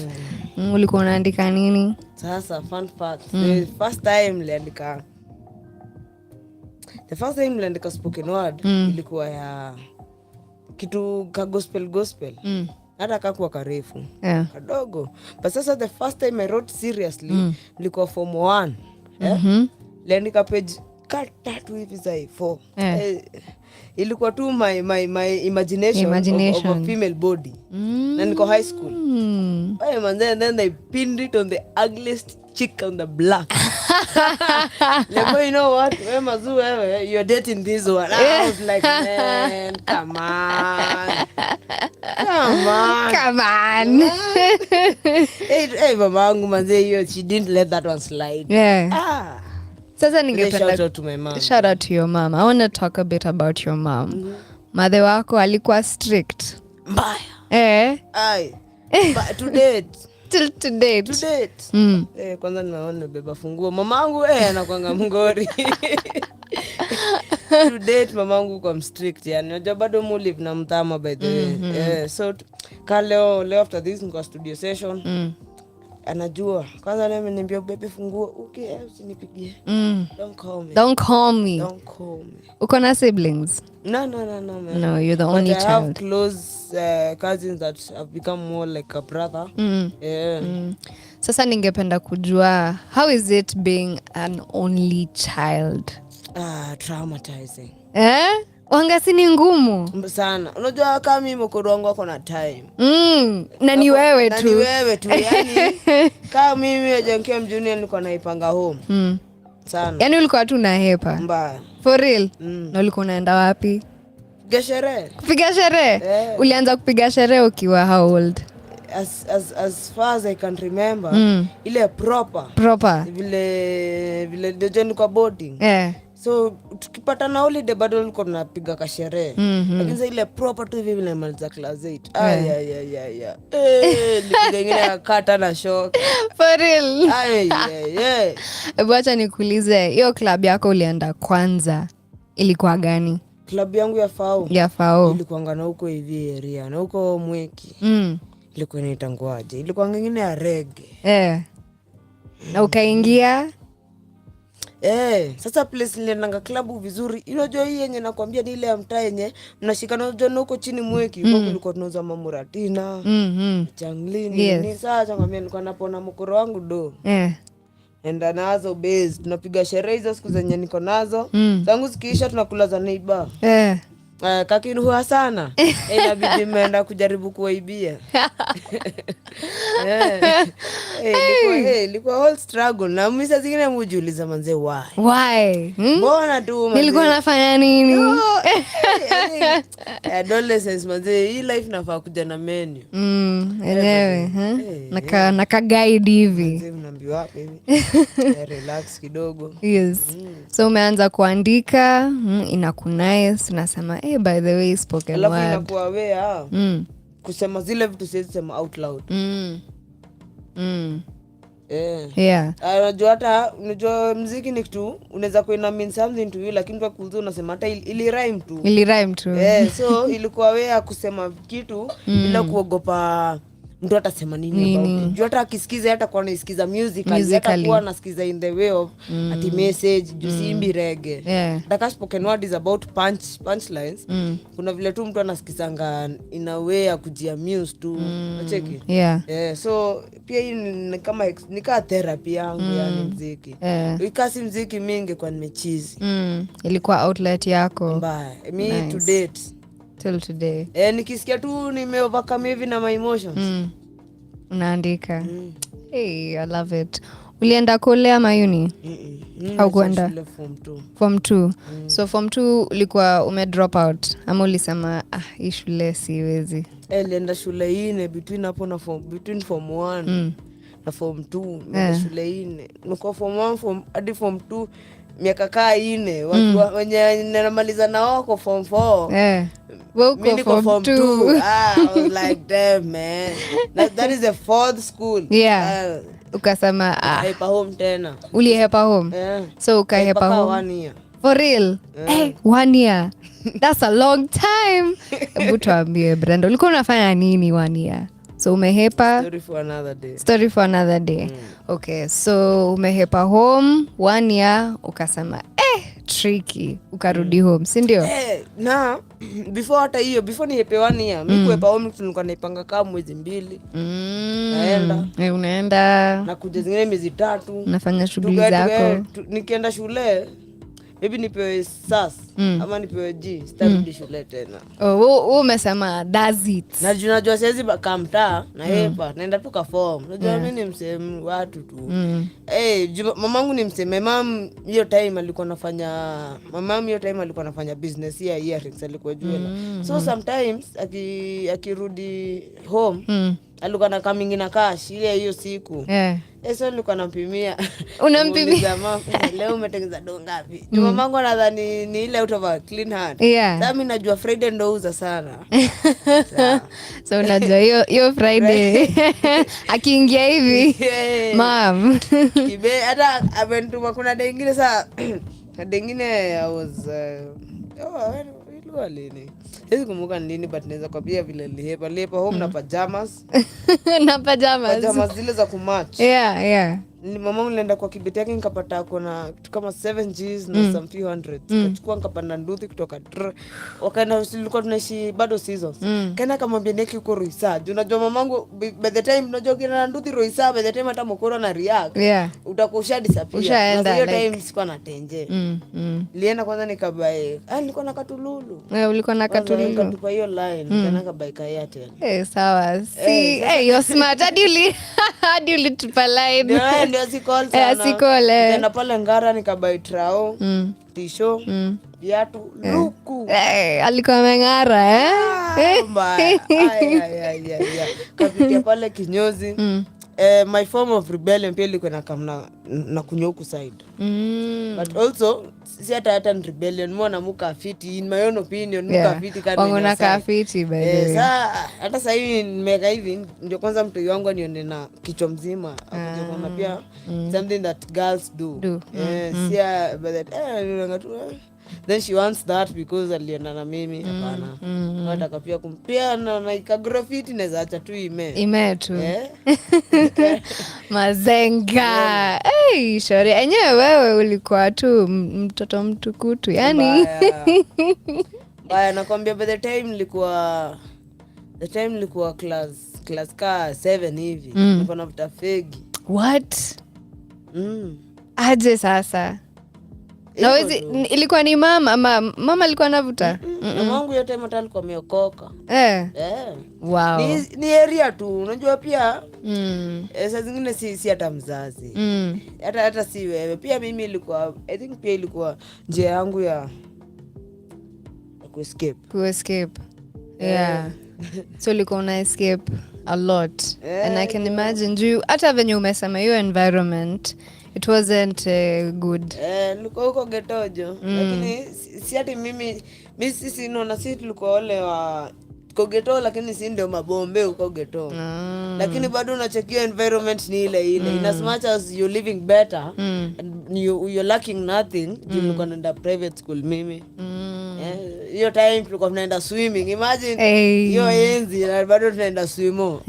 So nilikuwa tunaishi fiti but hiyo tu environment tu ili nimesaf sana. Ningependa kujua sasa, mam akikupata alikuwa anakuchapa ama alikuwa anakuongelesha juu? Murugi nini ukienda kuongea kibari kwanza kile kibackhand. My mom is big so akikupiga kibari na hiyo time nilikuwa kadogo, akikupiga kwanza moja ni unaenda huko una fight kidogo. So pia hiyo kuescape hiyo I think pia hiyo ndio the reason me hata uwezi nisu me my mom ni bully. Me hata uwezi ni show shit. You cannot match up to this. The bar was raised. For you to get to me. I love that.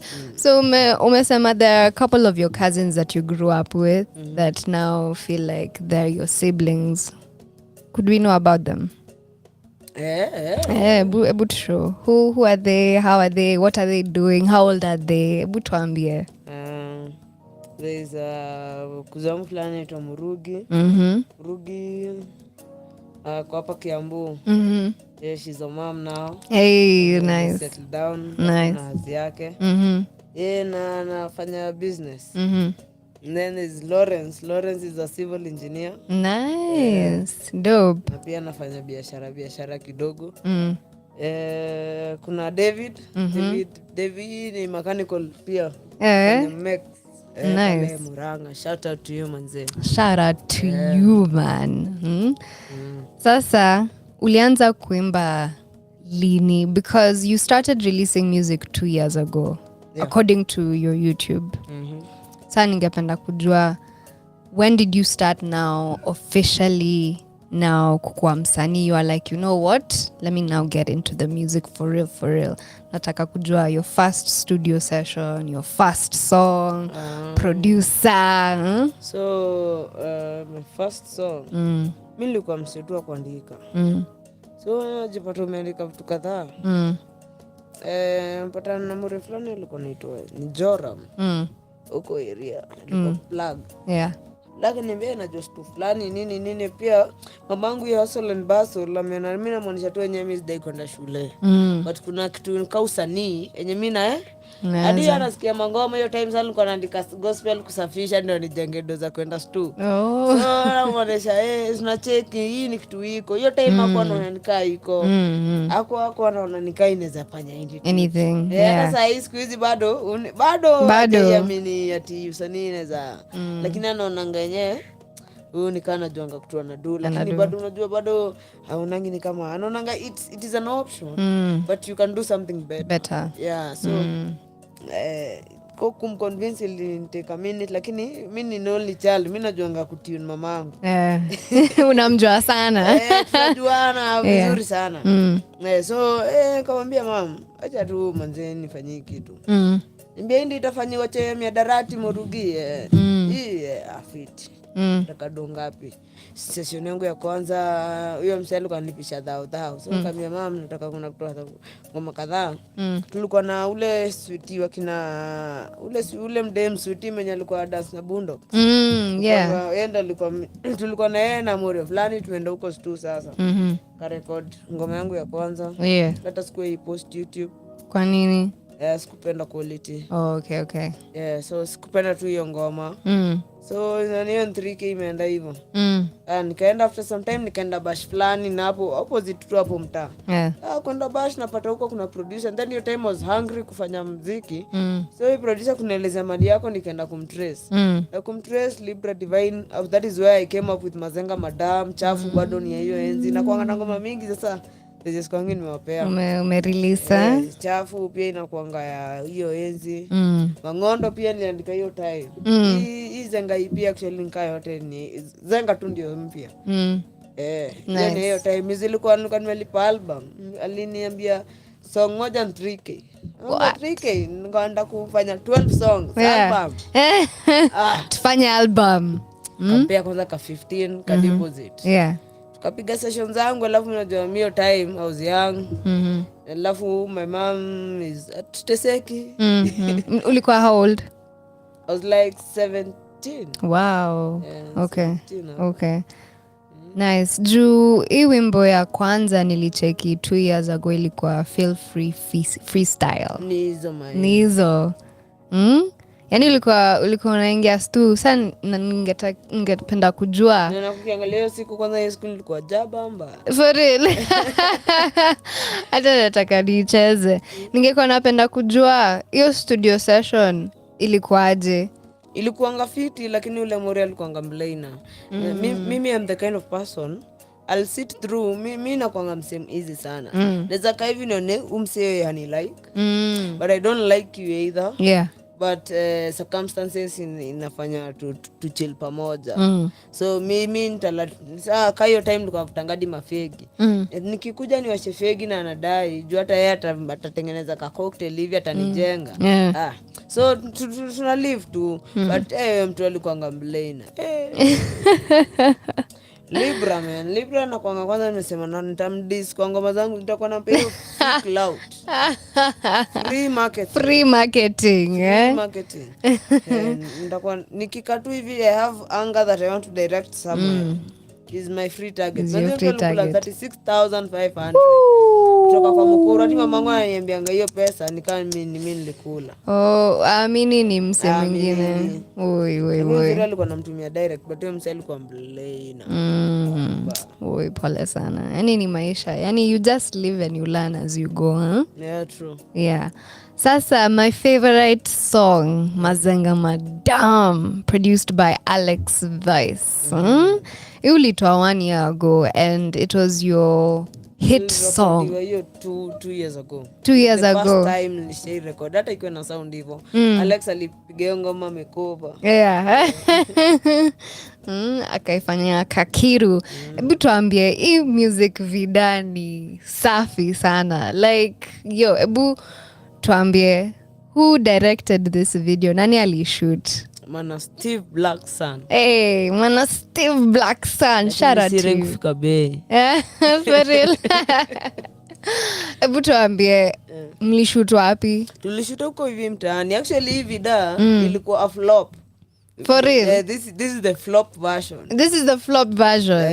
Tulikuwa na script safi, lakini nilikuwa nimedu video mara ya kwanza na my first video ni form kureform. Yeah. But ni liberal inside ya kufanya. So I wasn't really very conversant na vile vitu zina run. Na Steve alincheki kwa zile freestyles za Kasabo za like, "Hey Mazu, inaweza dai kwa na wewe." I was like, "Okay, mimi niko na material." Nikamtumia ngoma nisikie. Na mimi as you know mimi nakuanga ever ready.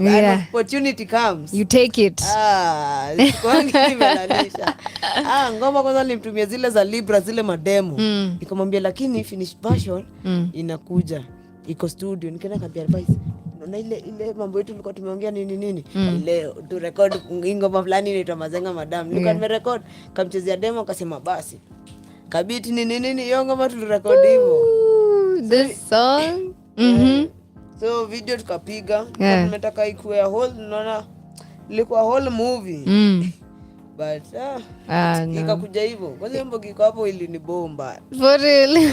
Tu wapi jana unaona hapo wakisherekea. Nimebaya mbogi hapo Muratina iko hapo kwa. Jana mali tumesimama hata kuna viti. So tunashinda tumesimama. Yeah. Mbogi mimi naambia mbogi kisha na Muratina yezi fanya anything. Sasa ina video tu imekunywa hadi incorporate. Hata delete iko hapo alafu na si vijana wengi. Jeshi linisumbua. Alafu after video unajua after me personally after video shina kwa nimesota. Wanadai sasa Mazu unajua tulikuwa tunadhani mnatupea fair. Au vijana wote hapo wape fair. Sasa unaangalia unasema aje sasa. Ni mshakuja kama Muratina. Simngesema nsibai karati. Na hizi magari. I'm a resourceful person. Hey, Mazenga. Ebu tuicheze. Let's just play it for all those people who do not know this song. This is Mazenga Madam. Matela.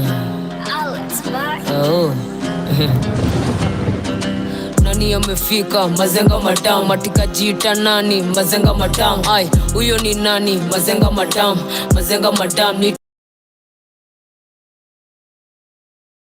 jita nani mazenga madam ai huyo ni nani mazenga madam nite mazenga madam cheki mazumiwa gafia tu ni obvious kwangu got no one to compare to amarasta mami ni tamu asali nasikia na washika human shashamani agara feeling mini greatest cheki wote ni mapawa utamitia wana content ukitaka rana punch test give them blows jab up kat na hook man ukitaka na kudisi ni hood even ukitaka mina mkiss without interest mazenga this time I demand respect new plug in the street na najua kufinesse on the beat the bitch with the flow on your feature to be mazu that female to big misty shiki miss jifichi Mike Mosheki siwa fichi for the throne I want it to get it mazenga matela mazumazu mazenga matela mazumazu nani amefika mazenga madam matika jita nani mazenga madam ai huyo ni nani mazenga madam nite mazenga madam mati nani amefika mazenga madam matika jita nani mazenga madam ai huyo ni nani mazenga madam nite mazenga madam Eminence ipo preacher na leta tablet mewachango wamebaki wamezuba katumika pengo nye dress play na fa shekula baraka tafuna ulimi ukiuliza garada unadisiwa ya pili yo nakumbusho sibonge mbele ya magwiji na ukileta drama na kuonesha vitimbi kwa tufiki hii ni mtaa ya machizi 17D huku kumeja mapinchi na virusi na si step mtaa kweni ruki kuna magwiji twakutichi awo nani amefika mazenga madam matika jita nani mazenga madam ai huyo ni nani mazenga madam nite mazenga madam Eminence ipo preacher na leta tablet wachango wamebaki amayon queue yeah uko yeah you have I was just like yo this shawty is so dope mazenga madam yani ulikuwa umepiga luku nywele ndio orange you're a stylist no stylist no stylist piga video shoot endage komba you're a stylist hata ndio you're a stylist ulikuwa nakaa poa this video is lit and I want to know now you have your car logo sijui kama ni fox or it's a dog it's a wolf hebu tuambie why a wolf because I'm an alpha female what they have to know my I love that I love that that is so dope sasa ningependa kujua what are you working on now as far as music wise uko stu are you working on an EP ni album inakuja juu umetuchocha rapper, songwriter, script writer, poet, radio presenter. Kwanza I'm working on getting the full Zenga show off the ground kwanza. Ndo tunapea akili sana. Also nawapea ka album pole lakini akawa mtakagojea sana kwa katatoka maybe next year huko mid next year so because ndio nimekaanzia tu so politely nako nawapea singles pia na to freestyle hapa na pale I'll just be when I'm not on music you find me on radio usitapotea sana pia nataka maybe nitaingia kwa content creation kidogo. Abu please let me tell you the world is your oyster, you can do whatever it is you set your mind to. Sasa ningependa kujua how you came to know about Radio 254 because when we watched you host an amateur show ulikuwa na mtoi na nilikuwa naambia Njokia yo this is dope like this is so different hakuna mse anafanya hivi you know like it's so inspiring to have somebody who's hustling and who's bringing their kid along. Yani unajua tu umse, yani it's real. So I want to know how you found out about Radio 254 kwanza.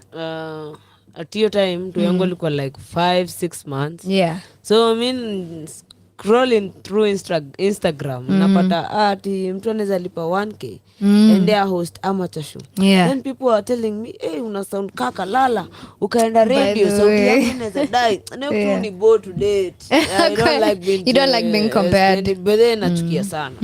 Hata ino ile ati mtu anajitanga The only place nishaji compare mahali nikisema I'm the female to Biggie. To Biggie ni kipicha fulani niliona kwa studio yuko Libra. Half ni Tupac, half ni Biggie. So it's to Biggie. Yeah, so that's the only time she compare, and I wish I can go back in time and change that line. Because spendi kuku under the shadow ya mtu mwingine. Everybody mwenye najitanga sijui second hand somebody. Mimi naona that's Mutumba celebrity. Hata sijui ati Kenyan, sijui Cardi B, sijui Kenyan, sijui 6 hapana. Be original. Kuja useme Kenyan Kimani. Yes. We'll take you like that. We shall take you as you are. Yeah. Nice. Ebu sasa mtoi 5 months before you had her. How was that? Nikiwa na ball. Ukiwa na ball. Nikiwa na ball like mimi ni msiuko easy sana. I was like, you know what? Nikipata ball niko na struggle na tei sana. So nikaimi kona pia God in a way juu mimi nilikuwa nashika naenda church. Jota I don't even like how I feel high, but I also don't like how I feel sober either. So it's better when I'm high. Neza to get lost in the world, nigno chenye na feel bila kukea kesho vile itakuwa. So vile nilipata ball nilipata time ya kudetox because liona tu si fair kupea mtoi wangu ati matei mafegi na si choice yake. Hiyo manze itakuwa abuse. And I think it was force enough. Unajua mu believe hata ukwe aje God usikia na naonanga msi yako genuine. Jumi I really wanted to stop, but kila time hata ukisikiza kwa ile form kureform kila time nilikuwa naenda kuacha, nilikuwa na feel mwili literally the body is hurting. So in as much as nataka the will to kutaka kuacha is not as strong as my force to this addiction. So I was like, you know what, na tulikuwa nakosa mamangu Thursday lazima tukosane. Jua wewe unatoka na nilikuwa natoka nasema hata siku hizi ndio maana kuna trust issue kumwambia naenda stu because I used to say naenda na nasema yenyewe nimeenda kitu fulani na si hata maybe hata nitapitia huko nitapitia stu 5 minutes. Pigia next namwambia niko na huko Ruiru. Hello. Yo, so here you are. It's a blessing in disguise. Yeah, true. Because you quit and you're like, okay, you know, now I'm about to be a mother. Manze, alafu sasa nilienda one day at a time. Naona vile wasi ati sikuwa na overthink. Billy ni slap like, wait, this is really happening. Nilienda hivi sasa into labels like, oh wait. This is it. This is it now. Yeah, so na the minute ushapatako kajuni unakuanga like, you know what? Ilikuwa all worth it. It was worth it. Kasa hiyo ndio kana kuruma, kana simama na vitu na kaangalia nga hivi niko like, if I don't ever have anything else in the world, at least let it be known that I have a child. Incredible. When was she born? November 9th, 2022. Wow. My birthday November 7th. Haya. So mmefuatana hivi. Hiyo November mtu hata sijaribu kuniomba loan. Sitakuwa na kitu. Oh, that is so incredible, and she's so sweet and cute. Oh my God. Abu, please. I'll want siku moja ni interview. My mom is such an amazing person, an amazing character. Siku moja nitamleta Abu mlete. Kuja na please. A whole family affair. The last show. I'll bring her. Please. Ndio taona ni wapi huku namwambianga kila saa tu, mom sitachelewa. That is amazing. So motherhood sasa umeingia, you've given birth. How was it the first couple of months? Mimi naweza sema nilikuwa smooth sana. Because nilikuwa na mkoro. Alikuwa ananisaidia sana. Hata ile postpartum isijui depression haikukushika. I was just easy to pia. Jua mimi nakwambia I've been through the worst. Life has to bring on. And I've been through darkness. Yeah. So hata kama itakuwa difficult, it cannot be as difficult as what I've had to go through to mold myself into Mazenga. So hata kama ilikuwa tricky, ilikuwa the trickiness in it was all worth it. Juu kuna time manze mimi nakwambia nishila la tao nona kwa Backstreet nje kwa carton ka chokuch. Sawa? Na proper na lidos na nikaamka nikakunywa kanusu kengine. What? Ilikuwa hiyo time ulikuwa umehepa? Wow. Kwa didingo. For real? How long? For like sasa tangu jendo survival kuna dhani hata ukiepa home ubebe hizo za mkoro kuna dhani 5k unaweza kasiku ngapi na unaenda kulea hata hizi kupeleka wiki moja. So as a means of survival itabidi umefanya nini? No take it. What? Kulikuwaje huko? Crazy. I'd really love to talk about it. I feel like we should have these conversations. Mazoezi vitu.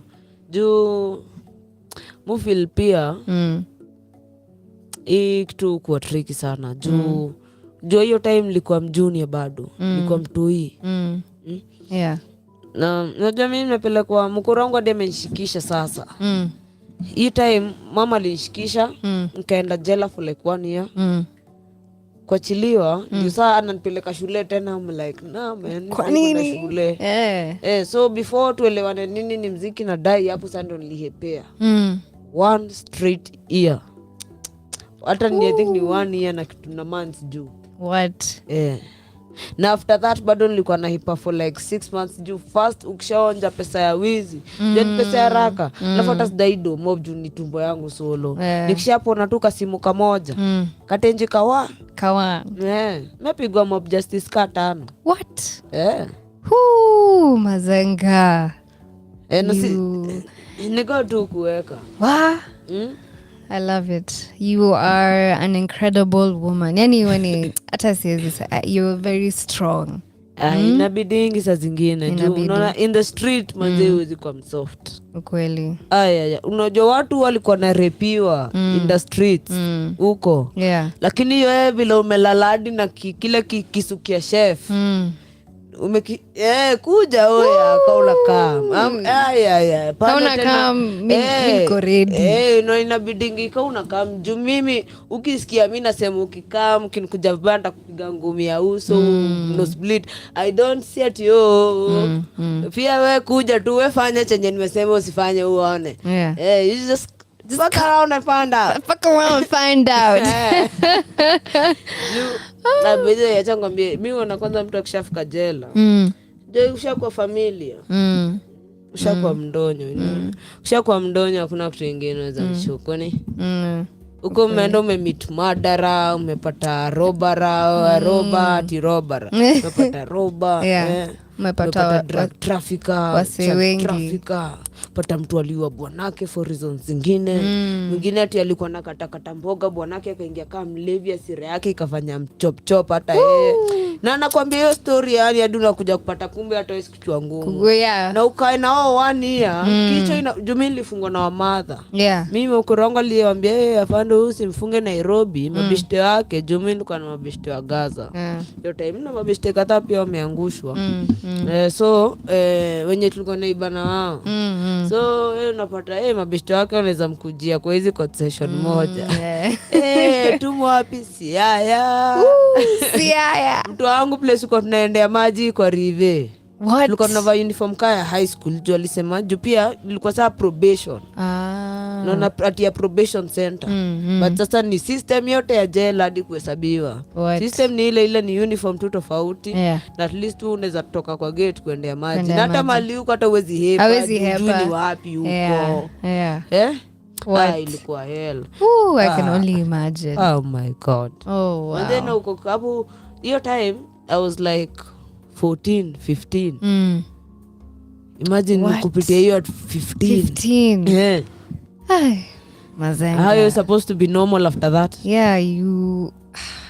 How I'm even like how are you surviving? How am I normal? Yeah. Mandana miaka si usaninge kwa nimekreki mimi. What? Yeah. Man, thank God to the music. Mm. Apart from music, unapendanga kufanya nini? Kucheza ball. Kucheza ball. Nduthi. Yani unaweza ride? Yeah. What? Yeah. That is so simple. Mazenga madam. So after now we saw you and your mtoi. Nikasema, hapana, hapa kuna kitu. And we spoke about it and that's how you got a show. And it was God. Ilikuwa ni God. Ilikuwa ni Njukia. Yani I hope nimekuwa worth it. Yeah, you are worth it. Honestly, wanga tunasikiza hiyo show yako and you're such a dope person. You have something in you. You're not like everybody else. You're very different. I'm one of one. Joe. Yeah, you are one of one. Yeah, man. So sai matime zimeisha. Sadly, sijui matime wanga zinaendanga haraka. Time unajinice. Lakini ningependa utuambie kakiru kabla uende, utupe social media handles zako and anything we can do to be able to support you. Social media handles ni Mazenga Madam. Full Zenga. Hello. Yela. So tunaweza support na subscribe tu. Yeah. Yeah, man. Subscribe tu kwa YouTube channel yangu. Nice. Lakini kama unataka kunitumia kakiru, DM tu. Ndakutumia ile nini email ya PayPal. Yes. Kuna PayPal. Hey, I love it. Thank you so much, Mazenga. Jina ya check. Yeah. Silenzia kuambia ya check. Yes. Thank you so much, Mazenga, for joining me. Please make sure you go subscribe to her channel. She only has 6 more people hadi afike 700 subscribers. Na nataka ifike 700. She is a rapper, songwriter, script writer, poet. Nataka kupata don't fanye ka movie. Kwa script ka movie kwa kichwa. Yo, please do. If anybody out there has an extra 250, pia tupige episodes 2-3. Yeah. Uko na kitu umeandika? Ni kitu hiyo idea ni naona hiyo story nimekupigia ikiwa movie sasa in detail. Ebu kama uko na kitu umeandika, najua ma producers kadhaa naweza watumia tu. Shida yao si unajua mtu anaweza copy paste and edit. Ebu. Okay, sawa. Tunaweza jua venye tunaweza fanya tu. Hata mimi nasemanga tunaweza fanya nifanye kama nione kama watu wanaweza idai. Nifanye kama tu short clips kwanza. A certain situation ya hiyo story. Yeah. Ni watu wanaweza itekaje? Hata inaweza anza from the beginning alafu unatoa tu kama hiyo storyline alafu unaweza pata mse anaweza nini kudungia nini. But pia nimesahau kuambia jo nawaletea House of Zenga. Watu wamenisumbua sana, the music producers, the managers wamenisumbua sana. Ina drop lini? House of Zenga ni music label yangu. Ni label yako. Wow, that's dope. Ilianza lini? Tunakuja. Inakuja? Yeah. Okay. We are working on something. Najua si hatuwezi sema na mdomo. Watu wanaweza tuwekea swala. Tunajita Hose. H-O-Z, House of Zenga. House of Zenga. Mesikia. And if you are a hoe out there, you don't mind hanging around with a few hoes. Unaweza tuletea sponsor. Yeah, by the way. Thank you so much, Mazenga. Expand kwa pimping agency. By the way. Zakaya simepia mapimpo wapigwe tax. Na kuna do hapo. Kese Gemini. Gemini, yeah. Thank you so much, Mazenga. Yeah, man. Thank you for having me. Thank you so much. It's been amazing. Please make sure you go subscribe. You go listen to her music. Yani, she's told you guys she is one of one. She is an incredible person. And it's been dope just being able to chapiana with you. Of course, coming right up, I have my next guest from Hustle Sasa. So make sure you stay tuned. This is Radio 254, the home of Kenyan music and content.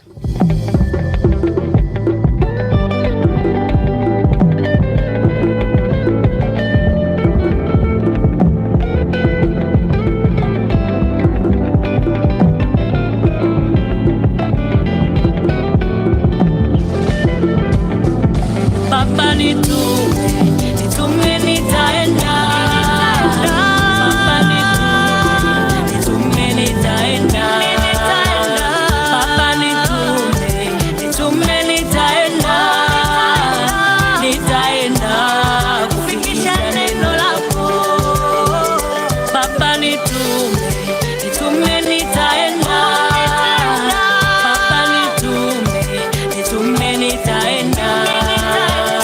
Papa nitume, nitume nitaenda. Nitaenda kufikisha neno lako. Okay. Listening to men that will gladly go. So agenta folka Davido. Hakuna masomo shallow unawakilisha right. Na mimi kama shadow bado unawakilisha light. Bado nakogopa pekee kanyash. Nilikuwa naishi to clarify my purpose. Nitume kama mtume. God of gods when he alpha omega provider. Leo ni sapa na omena. Eyes closed nionyeshe njia, shika mkono. Unanitetea kila wakati, lawyer pro bono. Niko busy yes but not busy for you. This is spiritual, sio physical too. Na nitawari nini, niko na wewe roho juu. Hauoni mapenzi yake bana, don't you? Papa nitume, nitume nitaenda. Papa nitume, nitume nitaenda. Papa nitume, nitume nitaenda. Nitaenda kufikisha neno lako. Papa nitume, nitume nitaenda. Papa nitume, nitume nitaenda. Papa nitume, nitume nitaenda. Nitaenda kufikisha neno lako. Alright, atakana stama kama use. Nguvu zako tu sio kama ote. Tunawabamba kaa wote. Taja wapi niende kokote. Na chill na wewe sio the big boys. Kwa matendo yako tu.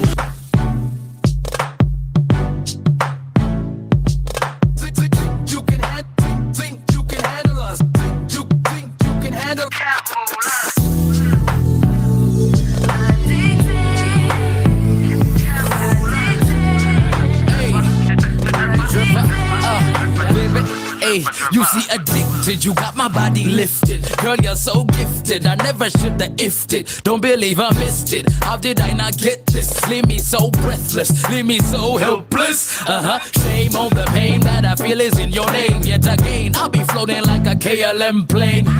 My game should back this thing, but she's so against me like a kid in broccoli.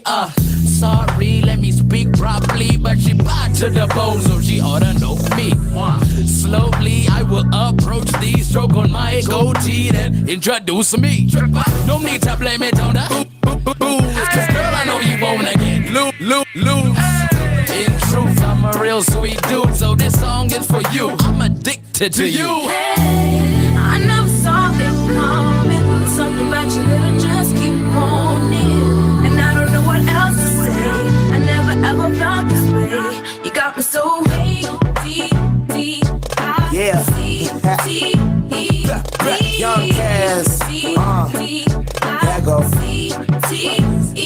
Guess my pretty lady. Yeah, you drive me crazy. Like I'm blindfolded, high rolling in a Mercedes. In one word, baby girl, you're amazing. Yeah, you got me sprung, baby. Can I have you daily? Want you by my side, baby, if I had a wish. Always need you there to give me a little kiss. From day one, I knew it would be like this. I'm loving your swagger, baby, you so glamorous. Yes, my pretty mommy, or should I call you darling? Be my princess and I can be your prince charming. We can hold hands in the sands in Malawi. Then we set sails on our way to Diani. Hey, I take you where the weather is sunny, and it's all on me, baby girl, don't bring no money. I got a chef if you ever feel hungry. Breakfast in bed, eyes red, late in the morning. Cass. I never saw it coming. There's something about you that I just keep wanting, and I don't know what else to say. I never ever felt this way. You got me so deep.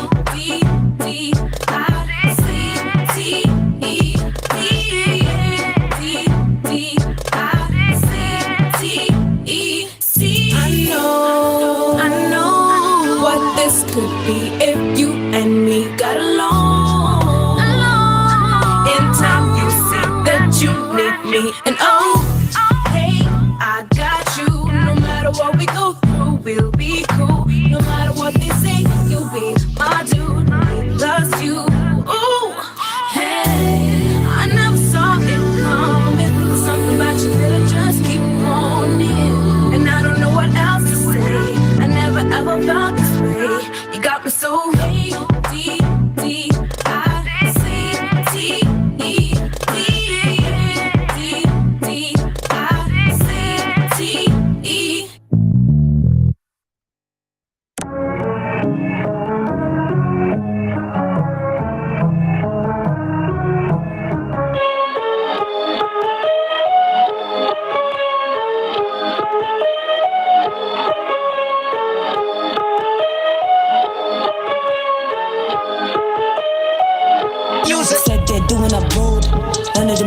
trapping. Said they want the smoke, none of them boy they're backing. Said they'll pack a piece, all of them man they're lacking. Fuck boys doing up grease, all of them waste man capping. What? Said they're doing up road, none of them youths be trapping. Said they want the smoke, none of them boy they're backing. Said they'll pack a piece, all of them man they're lacking. Fuck boys doing up grease, all of them waste man capping. Hickory dock, pull up and what? Band on your block with the Glock. Nah, I'm just kidding, I shit for my ops, then build them a box right next to my crop. None of you niggas is tough on my cloth. All of my bitches are thicker than plot. Hitting up shop, who part of my post. The only time you'll ever get me to cop. Chat about you, that's a myth. If I rap about you, that's a gift. Only checks I make is for the tailor made, so the code is foreign, that's a Swift. You lot swing and miss it, I don't play, I get it. Tryna change the game up like a mist. Never try and check me, or you come up empty. Like before my name, that's a miss. Yeah, said they're doing up road, none of them youths be trapping. Said they want the smoke, none of them boy they're backing. Said they'll pack a piece, all of them man they're lacking. Fuck boys doing up grease, all of them waste man capping. What? Said they're doing up road, none of them youths be trapping. Said they want the smoke, none of them boy they're backing. Said they'll pack a piece, all of them man they're lacking. Fuck boys doing up grease, all of them waste man capping. Man try call me a witch, I cool, let me spell it out clearly. All that talk, have you lying in the ditch? When the shells all fling like frisbee, I ain't in the trap, but I know a couple things. So the ops, they can never dismiss me. Ain't just straps, ain't guns and things, but I'll make an F-boy sing like Whitney. Said I was waking up stacks, baby all facts. It's the return of the Mac. I'm at the wave in no black, lit off the pack, making these rappers look whack. Tell him we'll meet at the back, he do it stat. Ain't got the time for no chat. Rodeo roll with the rap, I get the strap, making it clap that I dash. Shit they're doing our road, none of them used to be trapping. Said they'll want the smoke, none of them boy they're backing. Said they'll pack a piece, all in a man they're lacking. Fuck boy doing our grease, all in them waste man capping. Yo, said they're doing our road, none of them used to be trapping. Said they'll want the smoke, none of them boy they're backing. Said they'll pack a piece, all in a man they're lacking. Fuck boy doing our grease, all in them waste man capping. Yo, it's Splash Gang baby, said they're doing our road they're capping. Wait, mama got done disgusting, it ain't no reaction, my nigga, what happened? How many times have we laughed cause we got done a perp and ain't nothing happened? What happened? Pull up, crashing, all of them dashing. With a brick back on Kim Kardashian. Wait, switch up the floor, mad thing. They trapping, they capping, they get packs in, man pack them. Man roll up and I slap them. Oh shit lies, you know that I stab them. Oh shit lies, we rolling with something. Doing our road, none of them used to be trapping. Said they'll want the smoke, none of them boy they're backing. Said they'll pack a piece, all in a man they're lacking. Fuck boy doing a grease, all in them waste man capping. Yo, said they're doing our road, none of them used to be trapping. Said they'll want the smoke, none of them. What's happening, ladies and gentlemen, and welcome back after the music break. That was Nana Dam. That is our very own guest who is here, Steph Unruly. And we are here to talk a bit about Hustle Sasa launching their digital incubation program. It's called Turning Passion into Livelihood, but it also has another name when you called it Passion to Profit. Passion to Profit. And I want to first find out how our guest is doing today. I'm exhausted. It's been a long day. Yeah. But a nice one doing work with creatives. So yeah. I feel fulfilled. Oh, yeah. That's incredible.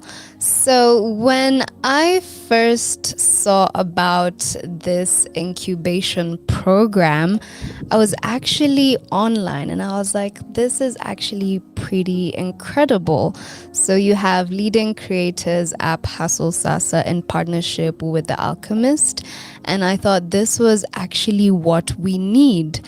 And this program happened and I was actually in one of your classes. Somebody sent a link and I was so curious. And I was like, okay, I just want to know what it's about. I hope they accept me. And yeah, I got to see that a lot of people were actually participating. And we want to just get to know what it's about, talk to us about when it started, if there'll be other programs so that we can just get to know about this. Awesome. So the Passion to Profit Incubator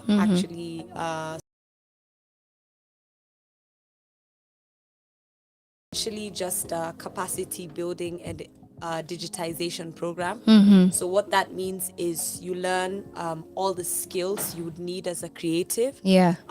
to be able to excel in the Mhm. business side of things. If you want to make money from it, this is how to strategize, this is how to organize your work, and this Mhm. is how to sell appropriately Yeah. and pull in the right audience, the right community that will be able to buy from your craft over and over again. Yeah. Yeah, so that's the first bit. And then there's a digitization section, which Mhm. is where Hustle Sasa as an app comes in. Yeah. We already have our mobile app as a tool that creators use to sell different types of products, right, Mhm. to their customers and manage their whole like business online. Mhm. So in the digitization phase, they essentially go through like an onboarding for Mhm. our app, understanding what the different features mean, how best to set up their websites in a way that allows their supporters, their fans, their community to have a great purchasing experience. Mhm. And then we also offer additional support at that time. So things like product photography, Mhm. graphic design, Yeah. and there's a social media ads budget as well for Mhm. those who are interactive in the program. Yeah.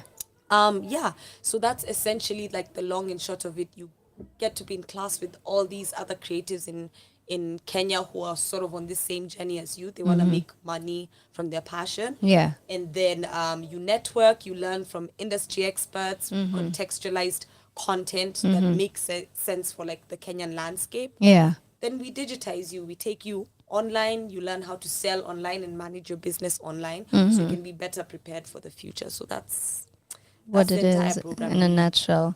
Incredible. And I want to know, is it like 7 weeks? Because I'm seeing it's like a 7-week course. So in these 7 weeks, you are learning about how to brand yourself, how to package yourself, how to sell yourself in a nutshell, right? So I want to be able to know, with the first program, it's free, right? Yes. Free. And I'm very curious, how many participants did you have? So we set an ambitious goal. The program started in May. We want to be done in December, so Okay. that's around 8 months. Okay. And we wanted to ensure we have 1,000 creatives from across the country participate. Yeah. So that meant we do 4 cohorts with 250 participants each. So we finished the first cohort in July. Okay. With the first 250 participants. Wow. We've just begun the process with the second 250, and they begin learning next week. And now today we've launched the applications for the third cohort. So Okay. we've got around 500 more people to sort of enroll into this program. Yeah. Yeah. So I know you're one of like the teachers, I'd call you. Facilitators. Facilitators. Yes. Yeah. I want to know how many other facilitators are there and what else they do. Yeah. The facilitators so most of the sessions are actually run by industry experts who are not in Hustle Sasa. Okay. But for some of the sessions, we sort of do a good cop, bad cop type situation. Because in our work, in our line of work with, at Hustle Sasa, there's some topics where we get this exact same questions over and over. Yeah. So in those instances, we come in, a team member who's well versed in that topic will also come in to support the facilitator. Yeah. So we have 15 classes ranging on a bunch of different topics. Okay. From branding to legal for creatives, Yeah. financial literacy, pricing your art, Yeah. branding, social media advertising, content creation, event management, customer service. I can go on and on. Yeah. Managing your mental health. Yes. And so with each of these master classes, we have a facilitator who is an actual industry expert, someone who has done this before with creatives and has like a successful case study. They can show us that they led themselves. Yeah. Yeah, so we have the likes of Tuchapiane, we have Olivia Ambani on the project. Okay. We have Jerry Kolisa, which is Tasha the Eagle and Nikelo, who have worked with a wide range of artists in Kenya, including our Soul Generation. Yeah, a bunch of different. We have free mind sessions. They've been running sessions for creatives on mental health. Yeah, it's such a vast, diverse list of people. Yeah. We're also proud of the fact that all of them are young people. So everybody who's a facilitator is aged between 25 and 35 years old. Wow. Yeah, they are creatives themselves. So Yeah. I think that's what what's powerful about it. It's not that like you have some far-fetched lawyer who doesn't understand what it means to be a creative teaching you legal stuff. It's someone who's in the industry and has done this before. And I want to know who thought about this idea and this program and this incubator, because I'm very curious as to who decided, okay, we actually need this and creatives need this. So the incubator is my brainchild as the head of community at Hustle. All right. I've done similar work before. I ran as my first ever internship in college many years ago. I came back to Kenya. I was studying in Mauritius. I was sent on a 3-month internship at a company called Meta Nairobi. I don't know if you've heard of Meta. They're based at Dusit, Riverside. So I came here and I didn't have an internship opportunity at that time. In fact, of my entire class, I was the last person to be assigned a company to go work for. Everybody else got Google, they got companies in like the US, in Europe, and I had to come back home because someone on the team in uni was like, okay, I don't know what this girl can do, but I have someone who runs a company, maybe let me send her there. So when I arrived, the internship manager asked me like, what can you do? And I was like, I know I love people and I love art in like all its forms. I love curating and also being an artist myself. And they were like, okay, find something to do for the entirety of your time here. So a project that we can grade you on. So I came up, I had a teammate who had an idea already. They already had this idea to do something called a fashion product lab. So it was an intensive accelerator for fashion designers. And it was open to fashion designers across Africa to apply and come and learn. So everything from the business and marketing side, and then more of the technical skill. So she mentioned the idea and I was like, I think I can run that. And I was handed over that program. And I was told, find the participants, build a website, find facilitators to run it. And it was the most enjoyable time of my life. Like I went into this internship like very low on my confidence because I was like, everybody else has a skill, you know, companies were fighting to get students. And I'm even lucky that someone said, okay, you can go here. So I really had to like overexert myself and I realized, oh wow, like this creative journey is more than just a talent. It's not enough to say, I love to sing, I love to rap. Like to be able to earn from it every single day, wake up and not have to sacrifice doing something else. There's all these other aspects that you have to think about. So after running that program, I just got like a new lease of life and I was like, okay, this is something that I want to do more of.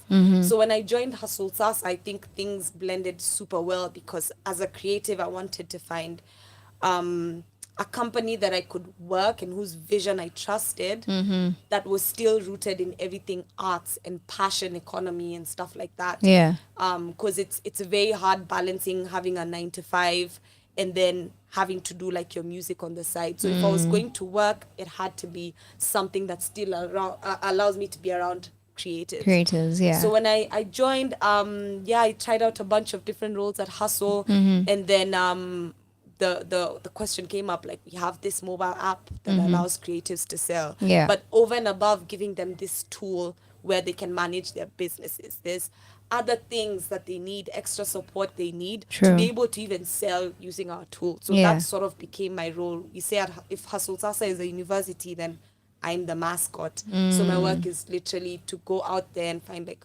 what other ways can we support creatives?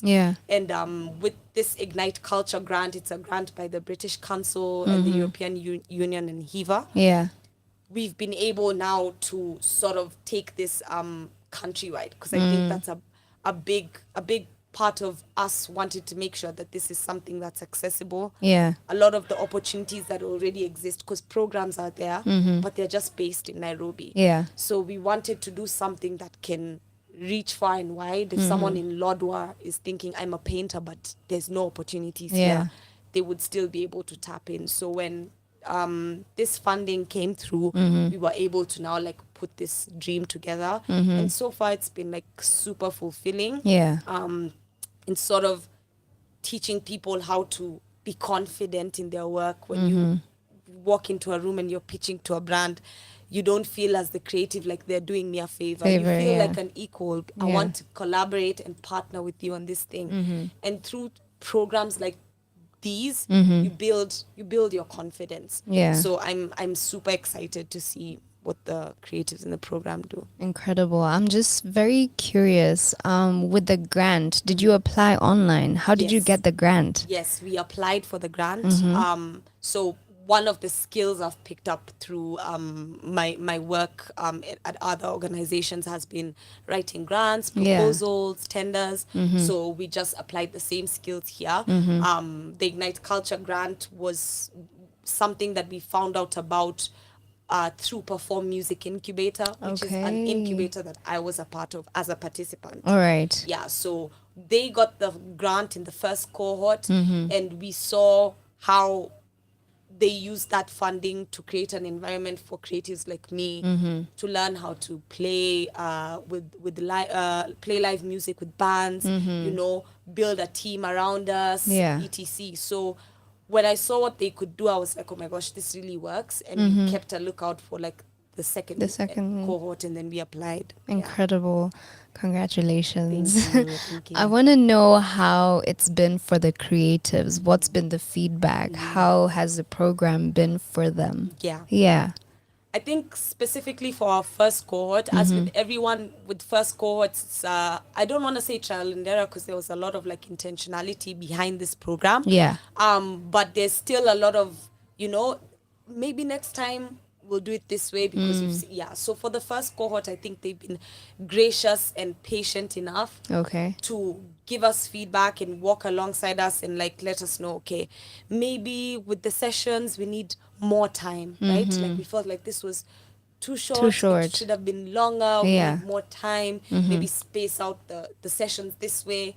And it was such a fun experience because we were building together. A lot of the facilitators, I think also like you said, they were so shocked to get into like online sessions and people are in the chat asking questions, responding. You know, a lot of like online classes, someone just turn off your camera and just sleep or you're eating. Or, you know? It was very engaging. People were here and they knew what they wanted out of it. So it sort of also invigorates like the facilitator. You're like, wow, they're feeding me energy, so I have to give it back. So the feedback has been honestly very positive. A lot of the people who applied for our second cohort told us that we applied because I know someone from the first cohort who told me apply for this thing now.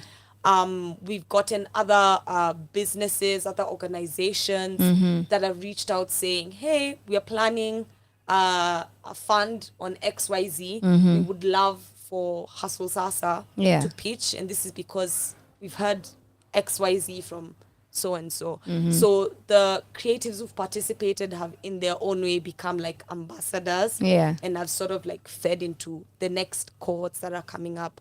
So for us, I think now is to just ensure that like the experience can only get better and better for the next cohorts. And hopefully we can find a way to fund this entirely so that it doesn't end after the Ignite Culture grant. It's something that can be sustainable and run beyond the period of the grant.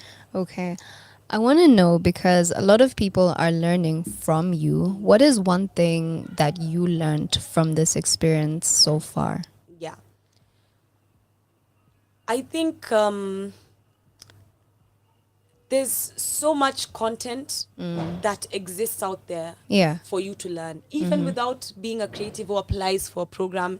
You can search branding. I want to learn how to brand myself. I want to do a campaign for my next album, my rollout, and there's so much content out there.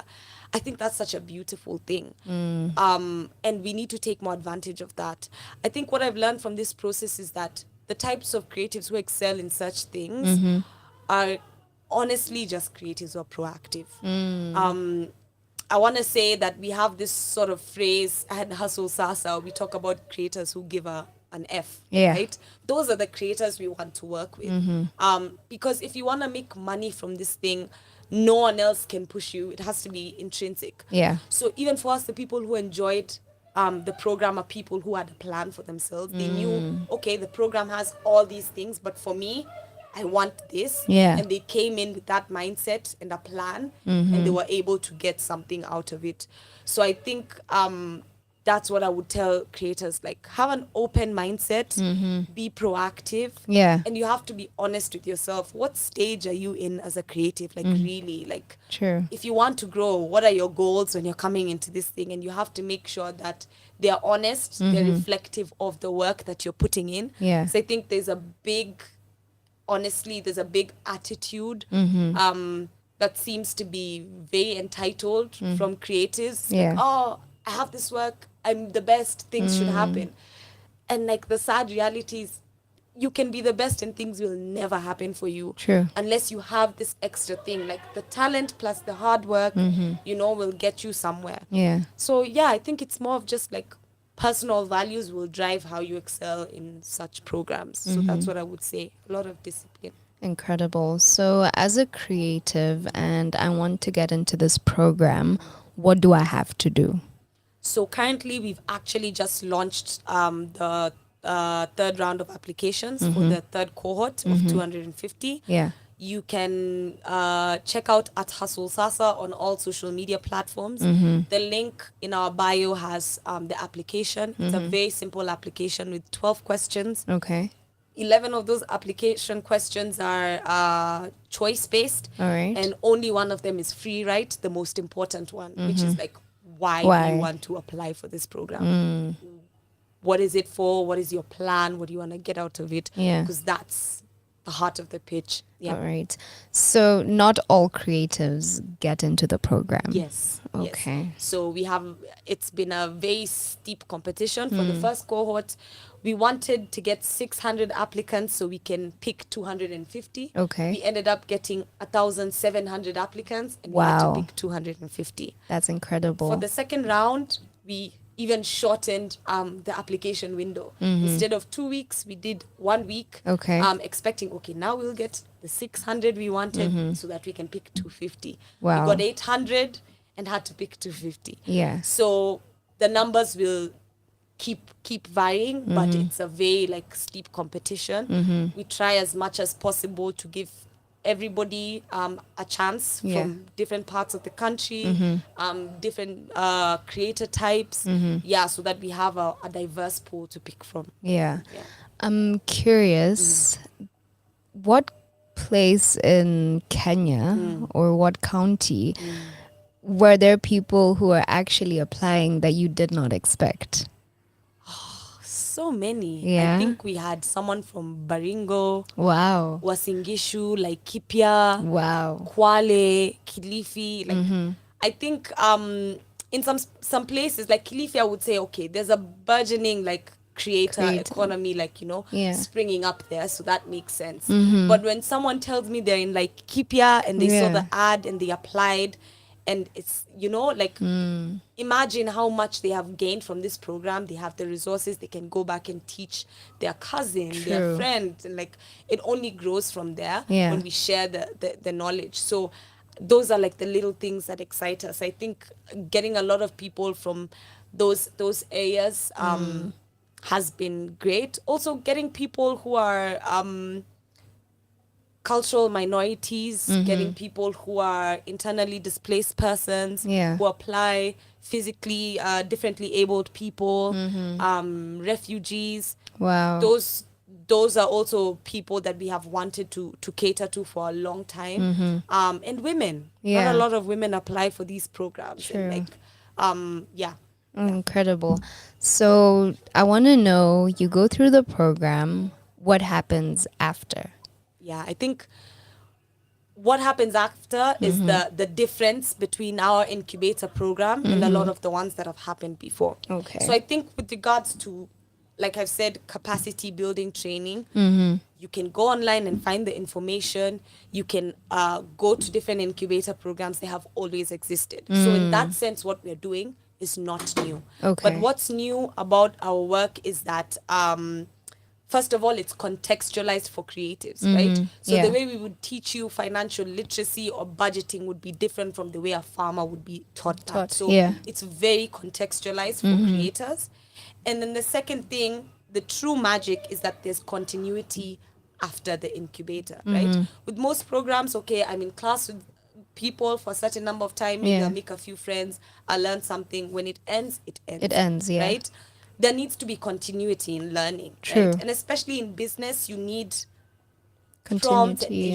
To make sure you stay on the course. True. So for us, by plugging in our mobile app, Hustle Sasa, when you're done going through all this training, now you download our app and you get set up.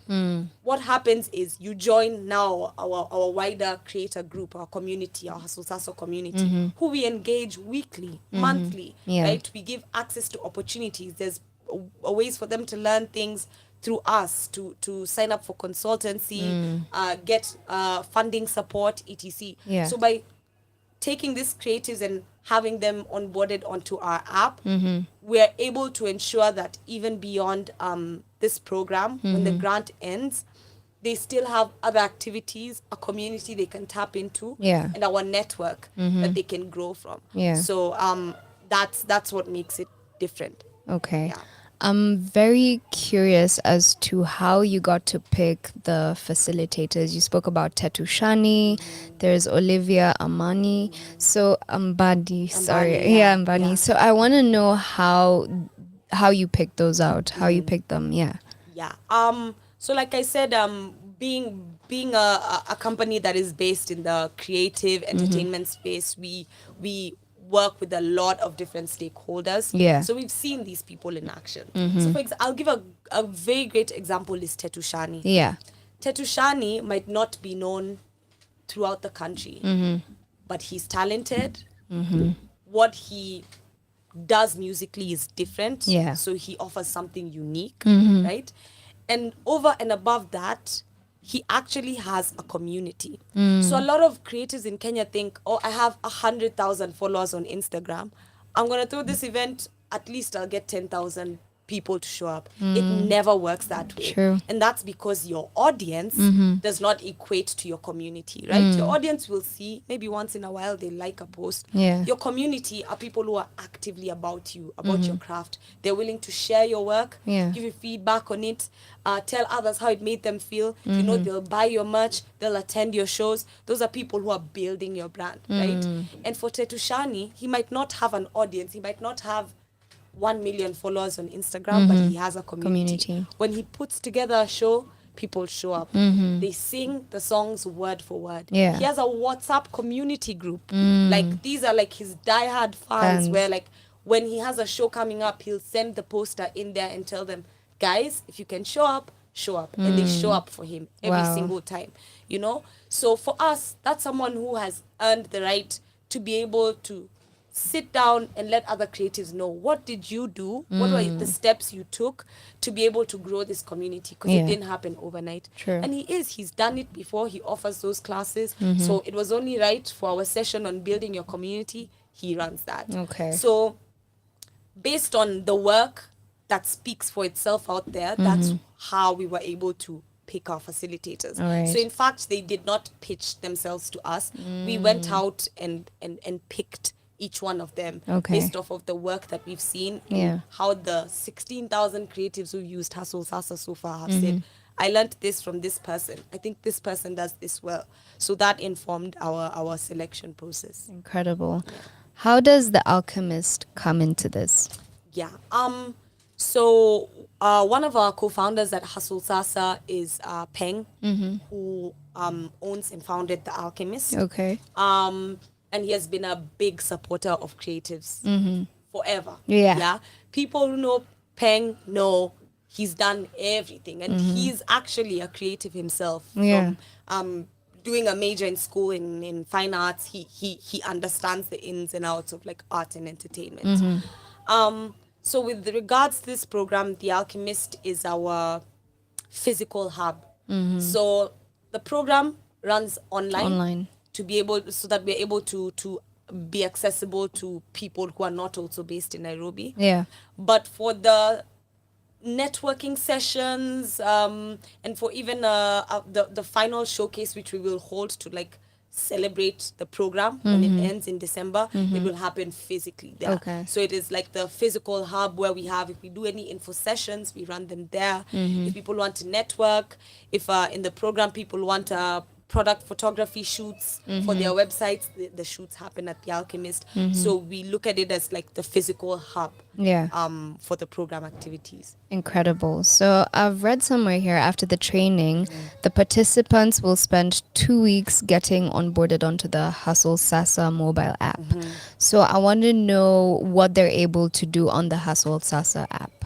Yeah. So on the Hustle Sasa app, they're essentially able to have a website created for them, a personalized website. All right. Where they can sell anything within their range of creative products to their audience. Okay. So for example, as Stephanie, I would be able to sell my music on there, my merch, all right, my event tickets.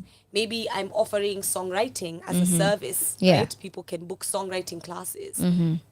I can offer that within my website. So the Hustle Sasa app allows you to sell a wide range of products tied to your craft. And then over and above that, something that's unique about the app is that the creatives are now able to have access to their data. So anybody who buys from, let's say me, on through my Hustle Sasa website, I have their name, their email, their phone number. I can call them if I want to tell them, thank you for buying from me, give me feedback on the product, or send them an SMS to say, new merch line dropping soon, go and check it out, etc. And I think that's super powerful, because for a long time, creators have not had access to their data. True. So how would you expect someone to make sound creative decisions on like, run this ad and target these people?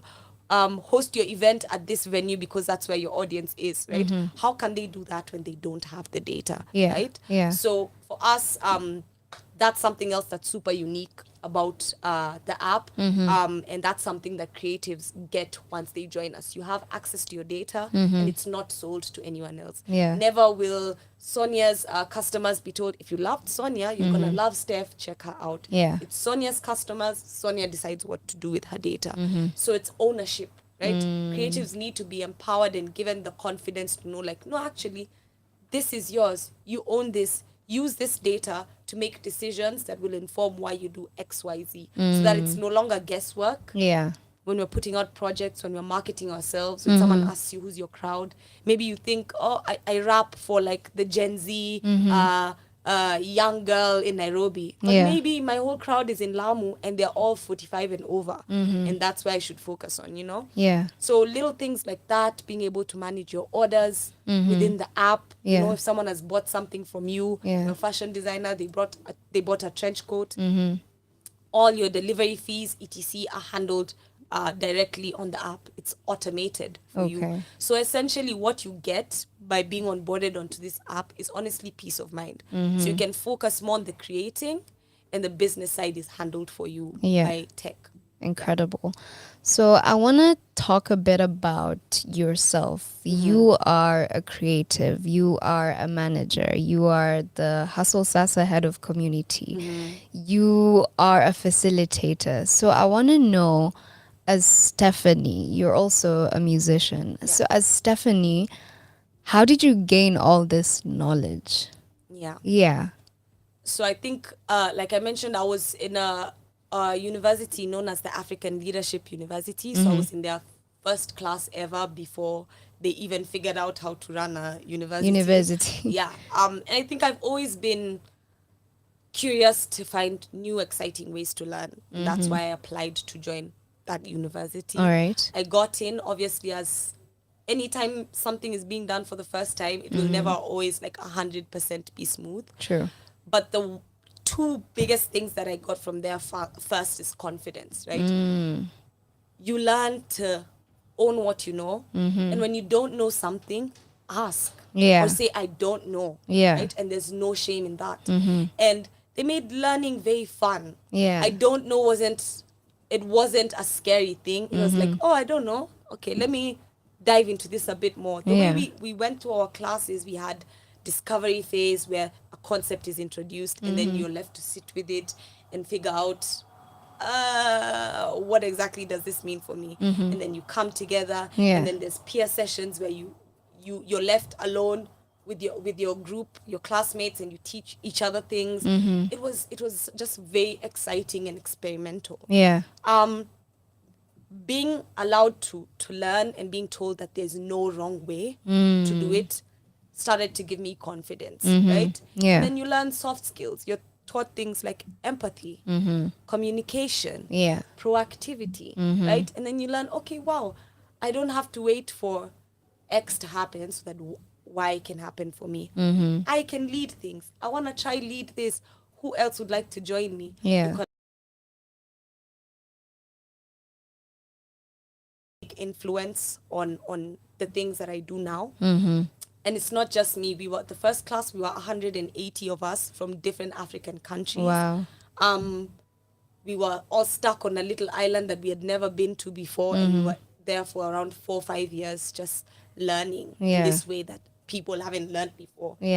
So, being exposed to a situation like that left me. Coming back to Kenya, I was very excited to see, like, why aren't we learning like this? More people should know XYZ. True. And then you go and you're placed at internships now where you have to practice these things that you learned. In school, it was theory. Every end of the year, 8 months in school, 4 months of internship. So for them, there's no off time. It's 8 plus 4, 12 months of the year. You are learning something in a fun way, right? So you get to practice doing internships. Now you have the confidence. When you apply for a job, you can say, from my first year of college, I worked at XYZ. I ran this program on fashion, and then I did this the next year. And this is like, wow, like, it's a very young person who is confident, is willing to learn, is curious. And I started getting more of those opportunities.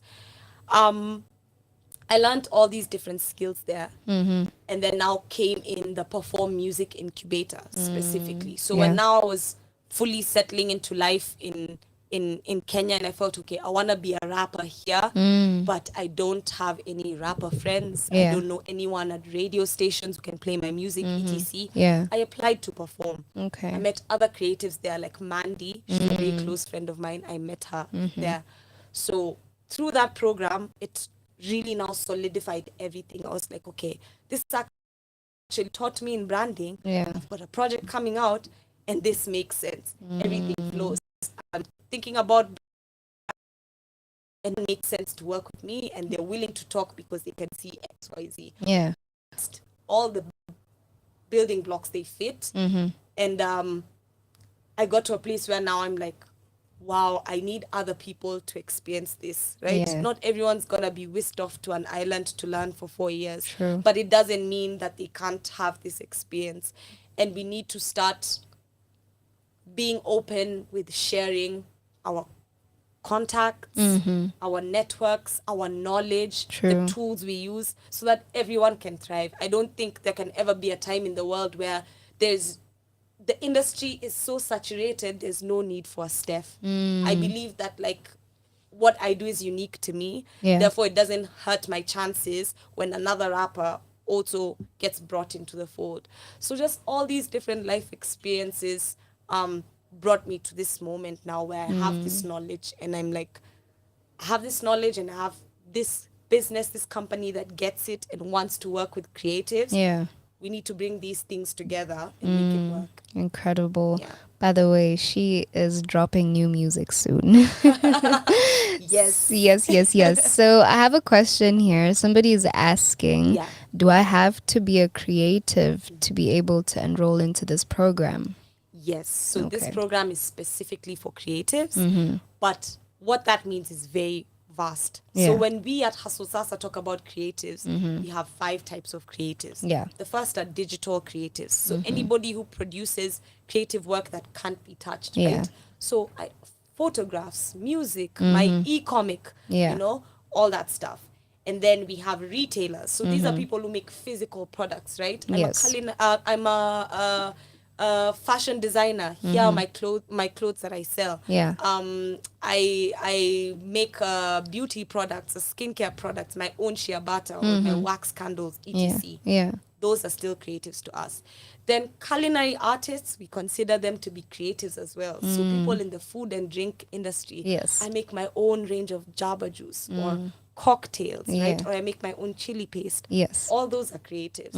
Then you come and you add events creatives, right? People who do concerts, they do poetry slams, right? They do thrift, what do you call them? These thrift markets, yeah. right?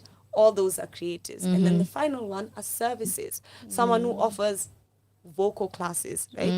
Dance classes, makeup. Yes. So to us, when we say creatives, you have to fall under one of those 5 sort of types. Okay. Digital, retail, food and drink, events, or services. Incredible. And the topics to be covered include financial literacy, budgeting, community building, integrated marketing communications, the future of art, which I found very interesting. We're talking NFTs, cryptocurrency, AI, and mental health, right? Those are the main topics that you guys discuss.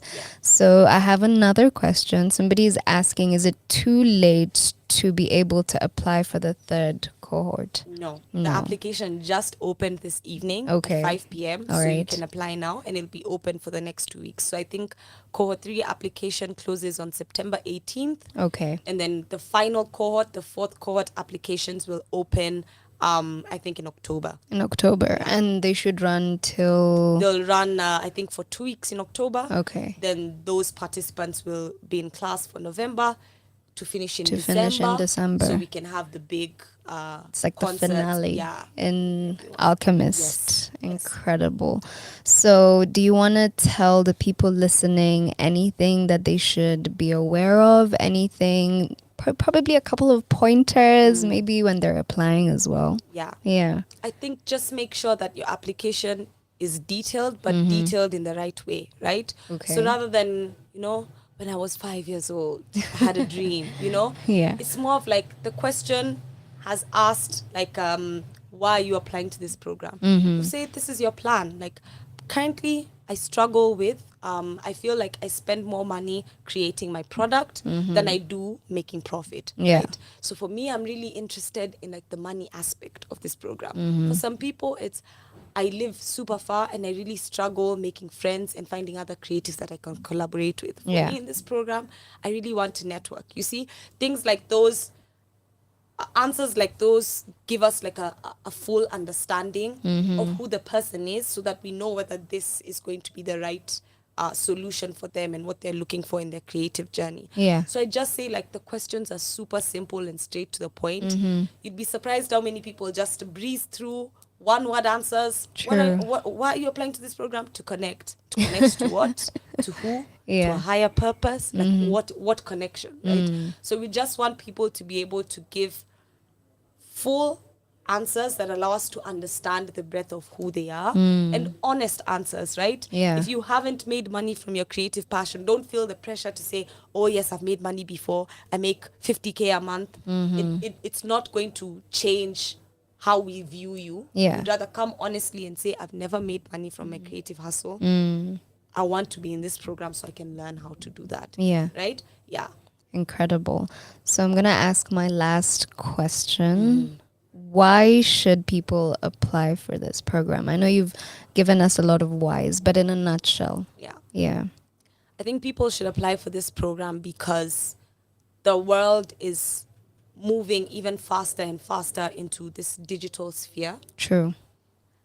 African content, African creativity, African art is the next frontier. Yeah. Everyone's excited about our music, our clothes, our food, our our hair. Yeah. And we are uniquely positioned right now. Like the timing and the opportunity has aligned. Yeah. So applying for opportunities like these give you access to a network, to knowledge, and to support that will propel you forward, right? So when you apply, you keep that in mind. A lot of people, I think, And actually, it's very great that you asked me this question, because I've seen a lot of creatives Mhm. who I know personally Yeah. who've said, oh, this program, these people got a grant and they're not even giving us money. Mm. But the same thing an investor will tell you when you come with your business, right? Mhm. Like, there's no point in us giving you money when you don't even have the skills to be able to be make able sure to that money make. works for you. Yeah, You understand? true. So a lot of creatives jump to the like, oh, if I had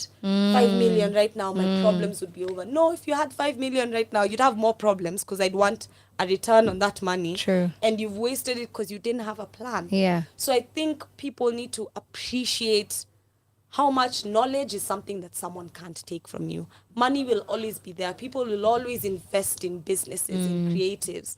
But if you don't have this knowledge to be able to uniquely apply yourself, then you're Mhm. never going to stand out. Yeah. So I think that is like the parting shot that I will give. When you apply for this program, know that you're going to meet people who are like you, people who are different to you as well. Mhm. You learn so much. You'll relearn stuff you'll know. True. You know? Yeah. At some point you'll be like, oh, maybe I'm an expert in this because I've had this all before. Yeah. In other places you're totally a beginner. Mhm. And that's the beauty of the journey. Everybody there is in a different personal, like individual like path. Mhm. And they all come together because they're open to learn. Yeah. Incredible. This is off topic. It's like my personal question. Uh-oh. Why the name Steph Unruly? Why unruly? I've always been so curious. So the unruly bit is, I have a friend called Scartel. So in the song None of Them that you played, Yeah. he featured on it. Mhm. And Scartel, every time we spoke, I've always been a very outspoken person. For someone who is not like firmly rooted in themselves, I believe it can be very intimidating. Yeah. And some people are like, why are you the way you are? And I'm like, what's wrong with the way I am? I Yeah. just am. Yes. You know? So unruly is something that I embody because it means that I'm not easily like amenable to control or change. I don't fit in a box, and it shows in everything. My career path, how I chose to go to school, Yeah. what I'm doing now, Yes. how I wear my hair, you know. Yeah. So I'm unruly. It's not very easy to control me. I'll Mhm. always speak my mind, Yeah. but obviously trying to be respectful about it also. Mhm. Yeah, so that's where the name came from. Scartel started to call me unruly, and then everyone else just followed. Nice. Incredible. I want to thank you so much for coming through and sharing with us what this program is about. I personally really love what you guys are doing. And just like you said, it definitely needs to continue even after December. So if there's a way that you guys can be able to facilitate that, you'd really be helping a lot of creatives, because we are learning as we go. You know, we don't have anybody teaching us, telling us, or leading us into like the right direction, which I feel like is very important for creatives, because a lot of creatives are just shrugged, like people don't even take what they do as professional, you know. So I really admire what you're doing, and I just love all the listeners, please, to be able to go and sign up. You've been told that it's just opened up and it will be running for the next 2 weeks. Where can they be able to, be able to apply? So at Hustle Sasa on all social media platforms, All right. and the link to apply is in our bio. Okay, incredible. Thank you so much. Are there any last words? The last words I want to say is, honestly, thank you so much for having us here today. Yeah. So I don't know if Njukia and the team told you, but when Hustle Sasa launched almost 2 years ago, the first radio interview we ever went to was at Radio 254. Oh. Back when you guys were near site, we Yes. walked to the interview and spoke with you guys, and we loved what you were doing. Yeah. And a lot of the listeners, a lot of the musicians who downloaded our app and were curious to learn more came From through you guys. And I think what I want to affirm and sort of like celebrate is that it doesn't matter who doesn't see what you're doing. You're doing something. It is working. You are reaching the people who need to be reached. And anybody who has an opinion about how you work can feel free to start their own business. Please. Put Radio 254 out of, show them how it's done. Yeah. Right? It's an open and fair market. But it is. To me and to us at Hustle Sasa, we want to say thank you so much. Every time we've asked, can we come and share something? Yeah. You guys have been open to it. Yeah. And we are here also as a partner, as a business partner. There's a lot of other grants that come about. We will share them with you guys. Because I was like, how did you get the grant? Because we've been trying for grants, but definitely. Yeah. I think we can talk about that. Offline. Yeah. Thank you so much, Steph. And please continue doing what you're doing. It's incredible. Honestly, I love what you guys are doing. So please make sure that you go and apply. Honestly, guys, I've heard nothing but positive remarks, positive feedback from what you guys are doing. So please keep it up. I am definitely gonna play one of Steph's songs as she loves and leaves us. This is Lovin' Like This by Steph Unruly.